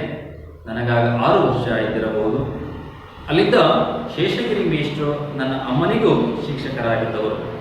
ಅದು ಏಕೋಪಾಧ್ಯಾಯ ಶಾಲೆ. ಶಾಲೆಯ ಹೊರಗೆ ಧೂಳು ತುಂಬಿದ ಅಂಗಳವಿತ್ತು. ಆ ಧೂಳಿನಲ್ಲಿ ದುಂಡಗಿನ ಸಣ್ಣ ಸಣ್ಣ ಕುಳಿಗಳ ಒಳಗೆ ಇರುವ ಒಂದು ಕಪ್ಪು ಹುಳು ಇರುತ್ತಿತ್ತು. ಅದನ್ನು ತನ್ನ ದೇವಿ ಗುಬ್ಬಿ ಎಂದೆಲ್ಲ ಕರೆಯುತ್ತಾರೆ. ಅದನ್ನು ಆ ಕುಳಿಗಳಿಂದ ಎಬ್ಬಿಸಿ ಕಾಶಿಗೆ ಹೋಗೋ ದಾರಿ ತೋರಿಸು, ಕಾಶಿಗೆ ಹೋಗೋ ದಾರಿ ತೋರಿಸು ಎಂದು ಹೇಳುತ್ತಾ ಬೆರಳಿನಿಂದ ಸುತ್ತು ಬರುತ್ತಿದ್ದೆವು. ಆಗ ಅದು ಹಿಂದೆ ಹಿಂದೆ ಹೋಗುತ್ತಿತ್ತು. ಮೇಷ್ಟ್ರು ಗದರಿಸಿ ನಮ್ಮನ್ನು ಒಳ ಕರೆದು ಪಾಠ ಮಾಡಬೇಕಾಗುತ್ತಿತ್ತು. ನಮಗೆ ತರಗತಿಯೊಳಗೆ ಉಳಿದುಕೊಳ್ಳುವುದಕ್ಕಿಂತ ಹೊರಗೆ ಹೋಗಿ ಆಡುವುದೇ ಪ್ರಿಯವಾದುದರಿಂದ ಹೊರಗೆ ಹೋಗುವುದಕ್ಕೆ ಉಪಾಯ ಯೋಚಿಸುತ್ತಲೇ ಇರುತ್ತಿದ್ದೆವು. ಸುಲಭದ ಉಪಾಯವೆಂದರೆ 1ಕ್ಕೆ ಸಾರ್ ಎಂದು ಎದ್ದು ನಿಂತು ಹೇಳುವುದು. ಅವರು ಹೊರಗೆ ಹೋಗಲು ಅನುಮತಿ ಕೊಡುತ್ತಿದ್ದರು. ಇವತ್ತಿನ ತರಗತಿ ಇಲ್ಲಿವರೆಗೆ ಇರಲಿ ಮಕ್ಕಳೇ. ಲೇಖಕರಾಗಿರ್ತಕ್ಕಂತಹ ಯುವ ರಂಗಮೂರ್ತಿಯವರು ತನ್ನ ಬಾಲ್ಯದ ಜೀವನವನ್ನು ಸುರಗಿ ಅಂತಕ್ಕಂತಹ ಆತ್ಮಕಥನದಲ್ಲಿ ಹೇಳ್ಕೊಂಡಿದ್ದಾರೆ ಮಕ್ಕಳೇ. ಮಲೆನಾಡು ಭಾಗದ ಚಿತ್ರಣ, ಅದರಲ್ಲೂ ಕೂಡ ಯುವ ರಂಗಮೂರ್ತಿಯವರು ತೀರ್ಥಹಳ್ಳಿ ತಾಲೂಕು ಅಂತಂದರೆ ಈ ಬೆಳಿಗ್ಗೆ ಗ್ರಾಮ ಏನಿದೆ ಅದು ತುಂಬ ಅವತ್ತಿನ ಸಂದರ್ಭದಲ್ಲಿ ತುಂಬ ಕಾಡು ಇರ್ತಕ್ಕಂಥ ಅರಣ್ಯ ಇರ್ತಕ್ಕಂತಹ ಪ್ರದೇಶವಾಗಿತ್ತು. ಹಾಗಾಗಿ ಅಲ್ಲಿ ಕಾಡು ಪ್ರಾಣಿಗಳು ಆಗಿದ್ದಾಗೆ ಹಳ್ಳಿಗೆ ಬಂದು ಅಲ್ಲಿ ಸಾಕು ಪ್ರಾಣಿಗಳನ್ನು ತಿಂದು ಪುನಃ ಹೋಗುವಂಥದ್ದು ಸರ್ವೇ ಸಾಮಾನ್ಯವಾಗಿತ್ತು ಮಕ್ಕಳೇ. ನಮಗೆ ಅದು ಆಶ್ಚರ್ಯ ಸಂಗತಿ. ಈಗ ಇತ್ತೀಚಿನ ದಿನಗಳಲ್ಲೆಲ್ಲ ಕಾಡನ್ನು ಕಡಿದು ಅದನ್ನು ರೈತಾಪಿಯಾಗಿ ಭೂಮಿಯಾಗಿ ಅದನ್ನು ಮಾಡ್ಕೊಂಡಿದ್ದಾರೆ. ಮತ್ತು ಮನೆಗಳು ಕೂಡ ಆಗಿದೆ. ಅವತ್ತಿನ ಸಂದರ್ಭ ಲೇಖಕರು ಹೇಳಿಕೊಂಡಿರ್ತಕ್ಕಂತಹ ಮಾತಿನ ಸಂದರ್ಭದಲ್ಲಿ ನೋಡಿದಾಗ ತುಂಬ ಅರಣ್ಯ ಇರ್ತಕ್ಕಂತಹ ಒಂದು ಪ್ರದೇಶ ಮಕ್ಕಳೇ. ಅದರ ಜೊತೆಗೇ ತನ್ನ ಬಾಲ್ಯದ ನೆನಪುಗಳನ್ನು ಹೇಳ್ತಾ, ತನ್ನ ಅಕ್ಷರಾಭ್ಯಾಸವನ್ನು ಹೇಳ್ತಾ, ತನ್ನ ತಾಯಿ ಗುರುಗಳನ್ನು ನೆನಪು ಮಾಡಿಕೊಳ್ಳುವಂತಹ ಅಂಶಗಳೇನಿದೆಯಲ್ಲ ಅದ್ಭುತವಾಗಿರ್ತಕ್ಕಂಥ ಮಕ್ಕಳೇ. ಅದರ ಗದ್ಯ ಭಾಗದ ವಿವರಣೆಯನ್ನು ನಾವು ನೋಡ್ಕೋಣ, ಗಮನಿಸಿಲಿ. ಲೇಖಕರು ತನ್ನ ಆತ್ಮಕಥನದಲ್ಲಿ ಏನೆಲ್ಲ ಅಂಶಗಳನ್ನ ನೆನಪು ಮಾಡ್ಕೋತಾರೆ. ಅವರು ಇರುವಂತಹ ಊರಿನಲ್ಲಿ ಹುಲಿಗಳ ಕಾಟ ಯಥೇಚ್ಛವಾಗಿ ಇತ್ತು ಅಂತಕ್ಕಂಥ ಹೇಳ್ಕೊತಾರೆ. ಹುಲಿಗಳು ಸಾಮಾನ್ಯವಾಗಿ ಅರಣ್ಯ ಭಾಗದಲ್ಲಿ ಇರುವಂಥದ್ದು. ಅದು ಮುಖ್ಯವಾಗಿ ಹಗಲಿನ ಹೊತ್ತು ನಿದ್ದೆಯನ್ನು ಮಾಡುತ್ತೆ. ರಾತ್ರಿಯ ಸಮಯದಲ್ಲಿ ಅದಕ್ಕೆ ಹಸಿವಾದ್ರಿಂದ ಹತ್ತಿರದ ಊರುಗಳಿಗೆ ನುಗ್ಗಿ ಅದರಲ್ಲೂ ಕೂಡ ಯಥೇಚ್ಛವಾಗಿ ದನಕರುಗಳನ್ನು ತಿಂದು ಹೋಗುವಂತಹದ್ದು ಸರ್ವೇ ಸಾಮಾನ್ಯವಾಗಿ ಮಲೆನಾಡು ಭಾಗದಲ್ಲಿ ಮಕ್ಕಳೇ. ಅದೇ ರೀತಿಯಾಗಿ ಇಲ್ಲೂ ಕೂಡ ಆಗಿದ್ದಾಗೆ ಲೇಖಕರ ಊರಿಗೂ ಕೂಡ ಹುಲಿಗಳು ನುಗ್ಗಿ ಬರ್ತಾ ಇದ್ವು ಅಂತ ಹೇಳಿ. ನಮ್ಮ ಅಮ್ಮನಿಗೆ ದೂರದಲ್ಲಿ ಹುಲಿ ಕೂಗುತ್ತಿದ್ದರೆ ತಟ್ಟನೆ ತಿಳಿದು ಬಿಡುತ್ತಿತ್ತು ಲೇಖಕರು ಹೇಳ್ಕೊತಾರೆ. ಆ ಲೇಖಕರ ತಾಯಿಯವರು ಏನಿದ್ದಾರೆ ಅವರಿಗೆ ಹುಲಿ ಬರುವಂತಹದ್ದು ಅದೊಂದು ರೀತಿ ಆರ್ಮಿ ಇಂದ್ರಿಯ ತಕ್ಷಣವೇ ಕೆಲಸ ಮಾಡ್ತದೆ ಅಂತಕ್ಕಂಥದ್ದು. ಸಾಮಾನ್ಯವಾಗಿ ಹುಲಿಗಳು ಬರುವಂಥದ್ದು ಗರ್ಜನೆ ಮಾಡಿಕೊಂಡು ಬರುವಂಥದ್ದು, ಮತ್ತು ರಾತ್ರಿಯ ಸಮಯದಲ್ಲಿ ಬರುವಂಥ ಸಂದರ್ಭದಲ್ಲಿ ಸೂಕ್ಷ್ಮವಾಗಿ ಅಲ್ಲಿನ ಪ್ರಾಣಿಗಳು ಅಥವಾ ನಾಯಿಗಳು ಬೊಗಳುವಂಥದ್ದು, ಅಥವಾ ಹಸುಗಳಿಗೆ ಕೊರಳಿ ಕಟ್ಟುವಂತಹ ಗಂಟೆ ಸೆದ್ದು ಅತಿ ಯಥೇಚ್ಛವಾಗಿ ಮಾಡುವಂಥದ್ದು, ಇವೆಲ್ಲವೂ ಕೂಡ ಸೂಕ್ಷ್ಮತೆಯನ್ನು ಕೊಡ್ತವೆ. ಹಾಗಾಗಿ ತಾಯಿಗೆ, ಲೇಖಕರ ತಾಯಿಗೆ ತಟ್ಟನೆ ಅವ್ರಿಗೆ ಗೊತ್ತಾಗ್ತಾ ಇತ್ತು. ಮತ್ತು ಹುಲಿಗಳ ಶಬ್ದಕ್ಕೆ ತುಂಬ ಸೂಕ್ಷ್ಮವಾಗಿದ್ದ ಜೀವಿಗಳೆಂದರೆ ಕೊಟ್ಟಿಗೆಯ ದನಗಳು. ಅಲ್ಲಿ ಏನು ಹಳ್ಳಿಗಳಲ್ಲಿರ್ತಕ್ಕಂಥ ಸಾಕು ಪ್ರಾಣಿಗಳಲ್ಲಿ ಮುಖ್ಯವಾಗಿ ದನಗಳು ಏನಿದ್ದಾವೆ ಆ ದನಗಳು ಬಹಳ ಸೂಕ್ಷ್ಮವಾಗಿ ಇರ್ತವೆ. ಏನಾದರೂ ಕೂಡ ಕಾಡು ಪ್ರಾಣಿಗಳು ಬಂದು ಅಂತಂದರೆ ಅದಕ್ಕೆ ಜನರಿಗೆ ಎಬ್ಬಿಸುವಂತಹ ದೃಷ್ಟಿಯ ಒಂದು ಕಡೆ ಆದರೆ ತನ್ನ ಅಕ್ಕಪಕ್ಕದಲ್ಲಿರ್ತಕ್ಕಂಥ ಪ್ರಾಣಿಗಳು ಕೂಡ ಗೊತ್ತಾಗಲಿ ಅಂತ ಹೇಳಿ ಅರಚುವಂಥದ್ದು ಅಥವಾ ಆ ಗಂಟೆಯ ಕೊರಳಿರ್ತಕ್ಕಂತಹ ಗಂಟೆಯ ಸದ್ದನ್ನು ಮಾಡುವಂಥದ್ದು ಇವೆಲ್ಲವೂ ಕೂಡ ಮಾಡ್ತವೆ ಅಂತಕ್ಕಂಥ. ಹಾಗಾಗಿ ಅವು ಗಡಗಡ ನಡಗಲು ಶುರು ಮಾಡುತ್ತಿದ್ದವು. ಸಾಮಾನ್ಯವಾಗಿ ಕ್ರೂರ ಮೃಗಗಳು ಸಾಧು ಪ್ರಾಣಿಗಳ ಮೇಲೆ ನುಗ್ಗಿ ಬಂದಾಗ ಸಾಮಾನ್ಯವಾಗಿ ಹೆದರಿಕೆಯಿಂದ ಮಾಡ್ತವೆ. ಗಡಗಡ ಗಡಗಡ ಅಂತಂದರೆ ಇದು ಅನುಕರಣ ವೇಯ ಪದ. ಇದಕ್ಕೆ ಅರ್ಥ ಇರೋದಿಲ್ಲ. ಒಂದೇ ಪದ 2 ಸಾರಿ ಉಚ್ಚಾರ ಆಗ್ತದೆ, ಅರ್ಥ ಇರೋದಿಲ್ಲ. ಇಂತಹ ಪದಗಳನ್ನು ನಾವು ಅನುಕರಣ ಅವ್ಯಯಗಳು ಅಂತ ಕರಿತೀವಿ. ಗಡಗಡ, ಸರಸರ, ಪರಪರ, ರಪರಪ, ಜುಳು ಜುಳು ಇಂತಹ ಅನೇಕ ಪದಗಳು ಉಂಟೆ. ಅದು ಗಡಗಡ ಅಂತಕ್ಕಂಥದ್ದು ಇದು ಅನುಕರಣ ಅವ್ಯಯ. ಹೆದರಿಕೆಯಿಂದ ನಡುಗಲು ಶುರು ಮಾಡ್ತಾ ಇದ್ದವು. ಕೊರಳಿನ ಗಂಟೆ ಜೋರು ಶಬ್ದ ಮಾಡುತ್ತಾ ಇತ್ತು. ನಾನು ನಮ್ಮಮ್ಮ ನಮ್ಮಜ್ಜ ಚಿಮಿಣಿ ದೀಪದ ಬೆಳಕಿನಲ್ಲಿ ಒಳಗಡೆ ಕೂತು ಎಲ್ಲಿ ಹುಲಿ ನಮ್ಮ ಕೊಟ್ಟಿಗೆಗೆ ನುಗ್ಗಿ ಬಿಡುತ್ತದೆಯೋ ಎಂದು ಕಾಯುತ್ತಿದ್ದೆವು. ಅವರ ಮನೆಯಲ್ಲಿ ಲೇಖಕರ ತಾಯಿ ಇರ್ತಾ ಇದ್ರು, ಅಜ್ಜ ಇರ್ತಾ ಇದ್ರು. ಅವತ್ತಿನ ಸಂದರ್ಭದಲ್ಲಿ ಬೀದ ದೀಪದ ವ್ಯವಸ್ಥೆಗಳು ಕಡಿಮೆ ಇರ್ತಾ ಇದ್ವು. ಅದು ಮಲೆನಾಡು ಭಾಗದಲ್ಲಿ ಆ ಲಾಟಿನ್ ಅಂತ ಏನು ಕರಿತೀವಿ, ಆ ಲಾಟಿನ್ ಚಿಮಿಣಿ ದೀಪಗಳು ಏನಿರ್ತವೆ ಅದು ರಾತ್ರಿ ಸಮಯದಲ್ಲಿ ಮಂದ ಬೆಳಕನ್ನು ಮಾಡಿ ಬೆಳಗಿನ ಸಮಯದವರೆಗೂ ಕೂಡ ಉರಿಯುವಂತಹ ವ್ಯವಸ್ಥೆಯನ್ನು ಮಾಡಿರ್ತಾರೆ. ಅದನ್ನು ಇಟ್ಕೊಂಡು ಆ ಕೊಟ್ಟಿಗೆ ಬಂದು ಅಲ್ಲಿ ಏನಾದ್ರು ಕೂಡ ಅರಚಿದ್ರೆ ಅಲ್ಲಿ ಬಂದು ನೋಡುವಂತಹದ್ದನ್ನು ಲೇಖಕರು ಅವರ ಅಜ್ಜ ಅವರ ತಾಯಿ ಮಾಡ್ತಾ ಇದ್ದನ್ನ ನೆನಪು ಮಾಡ್ಕೊತಾರೆ. ಯಾವುದೋ ಹುಲಿ ಅಲ್ಲಿ ದನಕರುಗಳನ್ನು ತಿಂದೋಯ್ತು, ಈ ಊರಲ್ಲಿ ದನಕರುಗಳನ್ನು ಹಿಡಿದು ಅಂತಕ್ಕಂತಹ ಅಂಶಗಳು ದಿನ ಬೆಳಗ್ಗೆ ಅವರು ಕೇಳ್ತಾ ಇದ್ರು. ಮತ್ತು ಕಾಡಿನಲ್ಲಿ ಹೋಗುವಂತಹ ಮೇಲಿಗೆ ಹೋಗಿರ್ತಕ್ಕಂಥ ಮಲೆನಾಡು ಭಾಗದಲ್ಲಿ ಏನು ಮಾಡ್ತಾರೆ, ದನಕರುಗಳನ್ನು ಆ ಗಾಡಿಗೆ ಮೇಯ್ಕೊಂಡು ಬರಲಿಕ್ಕೆ ಬಿಡ್ತಾರೆ. ಮತ್ತು ಸಂಜೆ ಪುನಃ ಯಥಾವತ್ತಾಗಿ ಮನೆಗೆ ಬರ್ತಕ್ಕಂಥದ್ದು. ಕಾಡಿಗೆ ಹೋಗುವಾಗ ಕಾಡು ಪ್ರಾಣಿಗಳು ತಿಂದು ಹೋಯಿತು ಅಂತಕ್ಕಂತಹ ನಿತ್ಯ ಸುದ್ದಿಯನ್ನು ಕೇಳ್ತಾ ಇದ್ರು ಅಂತ ಹೇಳಿ. ಸಾಮಾನ್ಯವಾಗಿ ಮಲೆನಾಡು ಭಾಗದಲ್ಲಿ ಹುಲಿ ಆಗಾಗ ನಿಜವಾದ ಹಸಿದ ಒಂದು ಹೊಟ್ಟೆಯಿಂದ ಅವರು ರಾತ್ರಿಯ ಸಮಯದಲ್ಲಿ ಯಥೇಚ್ಛವಾಗಿ ಇಂತಹ ದನಕರುಗಳನ್ನು ಹೊತ್ಕೊಂಡು ಹೋಗಿ ತಿಂದು ಹಾಕುವಂತಹದ್ದು ನಾವು ನೋಡ್ಬೋದು ಮಕ್ಕಳೇ. ಆದರೆ ಈ ಭಯವನ್ನು ಹೊರಟು ಹೋಗಲಿಕ್ಕೆ ಲೇಖಕರ ಅಜ್ಜ ಒಂದು ಸಂಸ್ಕೃತ ಮಂತ್ರವನ್ನು ಅವರು ಹೇಳ್ಕೊಟ್ಟಿದ್ರು. ಸಾಮಾನ್ಯವಾಗಿ ಈ ಮಂತ್ರ ಬಾಲ್ಯದ ಮಕ್ಕಳಿಗೆ ನಾವು ಕಲಿಸ್ಬೇಕು ಮಕ್ಕಳಿಗೆ. ನೋಡಿ, ಆ ಮಂತ್ರ ಹೀಗಿದೆ: ಅರ್ಜುನ ಫಲ್ಗುಣೋ ಪಾರ್ಥಃ ಕಿರೀಟಿ ಶ್ವೇತವಾಹನ. ಸಾಮಾನ್ಯವಾಗಿ ಪಾಂಡವರಲ್ಲಿ ಮಧ್ಯಮ ಪಾಂಡವ ಅಂತ ಏನು ಕರಿತೀವಿ. ಅರ್ಜುನ ತುಂಬ ಧೈರ್ಯ ಸ್ವಭಾವದ ಶಕ್ತಿಶಾಲಿ, ಬಿಲ್ಲು ವಿದ್ಯೆಗೆ ಹೆಸರುವಾಸಿಯಾಗಿರ್ತಕ್ಕಂಥವನು. ಅವನ ಹೆಸರಲ್ಲಿರ್ತಕ್ಕಂತಹ ಒಂದು ಮಂತ್ರ ಇದೆ. ಅರ್ಜುನ ಅರ್ಜುನ ಅರ್ಜುನ ಮಧ್ಯಮ ಪಾಂಡವ ಅಂತೇಳಿ ಕರಿತೀವಿ. ಕುಂತಿಯ 3ನೇ ಮಗ ಅರ್ಜುನ. ಫಲ್ಗುಣ ಇವನ್ನ ಫಲ್ಗುಣ ಅಂತ ಕರಿತೀವಿ. ಅಂದರೆ ಇವನು ಫಾಲ್ಗುಣ ಮಾಸದಲ್ಲಿ ಇವನು ಜನಿಸಿದ್ದರಿಂದ ಫಲ್ಗುಣಿ ಅಂತ ಹೇಳಿ ಕರಿತೀವಿ. ಪಾರ್ಥಃ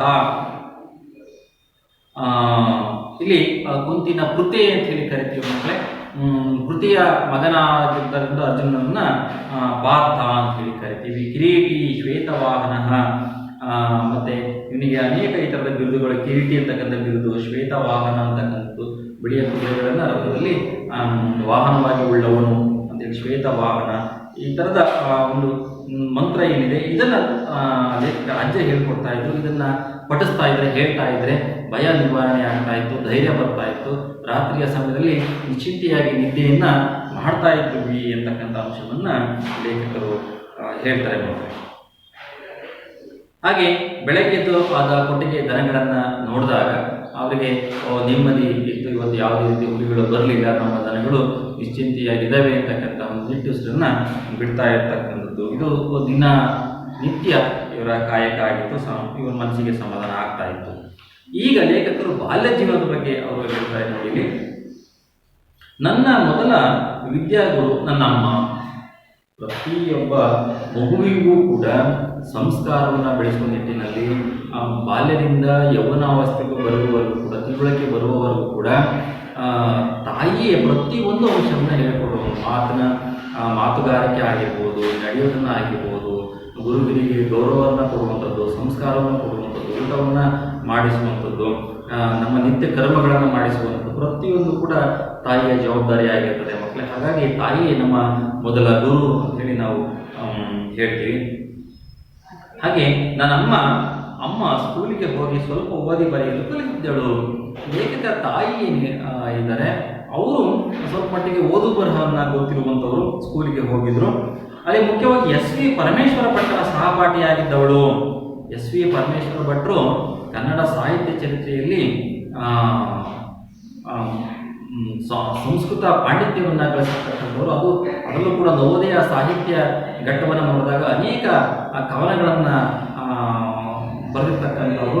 ಅವರು ಕೂಡ ಮೂಲತಃ ಶಿವಮೊಗ್ಗ ಜಿಲ್ಲೆ ತೀರ್ಥಹಳ್ಳಿಯ ಭಾಗ, ಮಾಲೂರು ಪ್ರದೇಶದಲ್ಲಿ ಏನಿದೆ ಅವರು ಅಲ್ಲಿ ಇರುವಂಥದ್ದು ಸಂದರ್ಭ.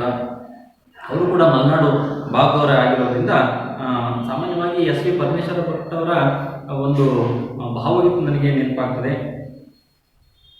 ಪ್ರೀತಿಯ ಕರೆ ಕೇಳಿ ಆತ್ಮನ ಮೊರೆ ಕೇಳಿ ನೀ ಬಂದು ನಿನ್ನದಿಲ್ಲಿ ದೀಪ ಹಚ್ಚ. ಏನು ಭಾವಗೀತೆ ಇದೆ, ಕೇಳಿದಂಥವ್ರಿಲ್ಲ. ಭಾಳ ಏನು ಭಾವಗೀತೆಯನ್ನು ಕೇಳೋದರಿಗೆ ಅಚ್ಚುಮೆಚ್ಚಾಗಿರ್ತಕ್ಕಂತಹ ಒಂದು ಭಾವಗೀತೆ ಇದು ಎಸ್ ವಿ ಪರಮೇಶ್ವರ ಭಟ್ರು ಬರೆದಿರ್ತಕ್ಕಂಥದ್ದು. ಇವರು ನಮ್ಮ ಲೇಖಕರ ತಾಯಿಯವರಿಗೆ ಸಹಪಾಠಿಯಾಗಿದ್ದರು. ಓದುವಂತಹ ಸಂದರ್ಭದಲ್ಲಿ ಸ್ನೇಹಿತರಾಗಿದ್ದರು, ಸಹಪಾಠಿಯಾಗಿದ್ದರು. ಇವರು ಕೆರೆಕೊಪ್ಪದ ಮನೆಯಲ್ಲಿದ್ದಾಗಲೇ ನನಗೆ ಅಕ್ಷರಾಭ್ಯಾಸ ಆರಂಭವಾಗಿತ್ತು. ಆಗ ಸ್ಕೂಲ್ ಹತ್ತಿರ ಇರಲಿಲ್ಲ. ಮಲೆನಾಡು ಭಾಗದಲ್ಲಿ ಸಾಮಾನ್ಯವಾಗಿ ಮನೆಗಳು ದೂರ ದೂರ ಇರ್ತಾ ಇರೋದ್ರಿಂದ ಭಾಳ ಕಾಡಿನ ಅರಣ್ಯ ಪ್ರದೇಶದಲ್ಲಿ ನಡ್ಕೊಂಡು ಹೋಗಬೇಕಾಗಿರುತ್ತೆ, ಯಾವುದೋ ಹಳ್ಳಿಯಲ್ಲಿ ಇರಬೇಕಾಗ್ತದೆ.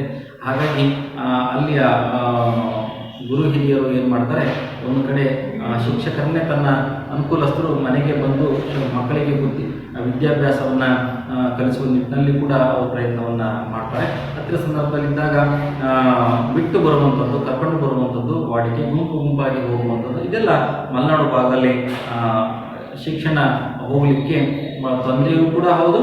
ಮತ್ತು ಇವತ್ತಿನ ಸಂದರ್ಭದಲ್ಲಿ ರಸ್ತೆಗಳು ದಾರಿಯನ್ನು ಮಾಡಿಕೊಂಡಿದ್ದಾರೆ, ವಾಹನಗಳಿದ್ದಾವೆ, ಸುಲಭವಾಗಿ ಹೋಗಿ ಬರುವಂಥದ್ದು. ಆದರೆ ಲೇಖಕರ ಓದುವಂತಹ ಸಂದರ್ಭದಲ್ಲಿ ಕಾಲು ದಾರಿ ಇರ್ತಾ ಇತ್ತು, ಅರಣ್ಯ ಭಾಗದಲ್ಲೇ ಹೋಗಬೇಕಾಗಿತ್ತು. ಶಾಲೆಗೆ ಹೋಗಿ ಬರಲಿಕ್ಕೆ ಸ್ವಲ್ಪ ತೊಂದರೆ ಆಗ್ತಾ ಇತ್ತು. ಹಾಗಾಗಿ ಇಲ್ಲಿ ಕೆರೆಕೊಪ್ಪದ ಮನೆಯಲ್ಲಿ ಅವರ ತಾಯಿ ಹೀಗೆ ಅಕ್ಷರಾಭ್ಯಾಸವನ್ನು ಕಲಿಸ್ತಾ ಇದ್ರು. ಹಬ್ಬದ ದಿನದಂದು ನಾವು ಶಾರದಾ ದೇವಿ ವಿದ್ಯೆಯ ಅಧಿದೇವತೆಯನ್ನು ಅಂತ ಏನು ಹೇಳ್ತೀವಿ, ಅವರ ಶ್ಲೋಕವನ್ನು ನೆನಪು ಮಾಡ್ಕೊಂಡು, ಸರಸ್ವತಿ ನಮಸ್ತುಭ್ಯಂ ವರದೇ ಕಾಮರೂಪಿಣಿ ವಿದ್ಯಾರಂಭಂ ಕರಿಷ್ಯಾಮಿ ಸಿದ್ಧಿರ್ಭವತು ಮೇ ಸದಾ ಅಂತಕ್ಕಂಥ ಸಂಸ್ಕೃತ ಶ್ಲೋಕ. ಸಾಮಾನ್ಯವಾಗಿ ವಿದ್ಯೆಯ ಅಧಿದೇವತೆಯಾಗಿರ್ತಕ್ಕಂತಹ ಶಾರದಾ ದೇವಿಯನ್ನು ನೆನಪು ಮಾಡಿಕೊಂಡು, ಸರಸ್ವತಿ ನಿನಗೆ ನಾನು ಅಭಿವಂದನೆಯನ್ನು ಮಾಡ್ತಾ ಇದ್ದೀನಿ, ವಂದನೆಯನ್ನು ಸಲ್ಲಿಸ್ತಾ ಇದ್ದೀನಿ. ತನ್ನ ಮಗನಿಗೆ ನಾನು ವಿದ್ಯೆಯನ್ನು ಕಲಿಸುವಂಥದಕ್ಕೆ ಆರಂಭವನ್ನು ಮಾಡ್ತಾ ಇದ್ದೀನಿ. ನನಗೆ ಸಿದ್ಧಿಯನ್ನು, ಕರುಣೆಯನ್ನು ಯಾವಾಗಲೂ ಕೂಡ ಯಾವಾಗಲೂ ಕೂಡ ತನ್ನ ಮಗನಿಗೆ ಕರುಣಿಸುವಂತಕ್ಕಂತಹ ಅಂಶವನ್ನು ಹೇಳ್ತಾ ನೆಲದಲ್ಲಿ ಮಗನನ್ನು ಹರಡಿ ಕೂರಿಸಿ ಬೆರಳಿನಲ್ಲಿ ಅಕ್ಷರವನ್ನು ತಿದ್ದಿಸಿ ಅಂತಕ್ಕಂತಹ ಏನು ವರ್ಣಮಾಲ ಅಕ್ಷರದ ಮೊದಲನೇ ಅಕ್ಷರ ಏನಿದೆ ಅದನ್ನು ಭರಿಸುವಂಥದ್ರಿಂದ ಅಕ್ಷರಾಭ್ಯಾಸ ಪ್ರತಿಯೊಬ್ಬ ಮಕ್ಕಳ ಅಕ್ಷರಾಭ್ಯಾಸವು ಕೂಡ ಆರಂಭ ಆಗ್ತದೆ. ಈ ರೀತಿಯಾಗಿ ಕೂಡ ಲೇಖಕರ ತಾಯಿ ನನಗೆ ಅಕ್ಷರಾಭ್ಯಾಸವನ್ನು ಆರಂಭ ಮಾಡಿದ್ರು ಅನ್ನೋದನ್ನು ತನ್ನ ಕಥನದಲ್ಲಿ ಅವರು ಹೇಳ್ಕೊತಾರೆ. ಮಕ್ಕಳೇ, ಅಮ್ಮ ನಿತ್ಯ ಹೀಗೆ ಮಾಡಿಸುತ್ತಿದ್ದರಿಂದ ನಾನು ಶಾಲೆಯಲ್ಲಿ ಅಕ್ಷರ ಕಲಿಯುವುದಕ್ಕೆ ಆರಂಭವಾದ ಹೊತ್ತಿಗೆ ಅನೇಕ ಅಕ್ಷರಗಳನ್ನು ಕಲಿತುಬಿಟ್ಟೆ.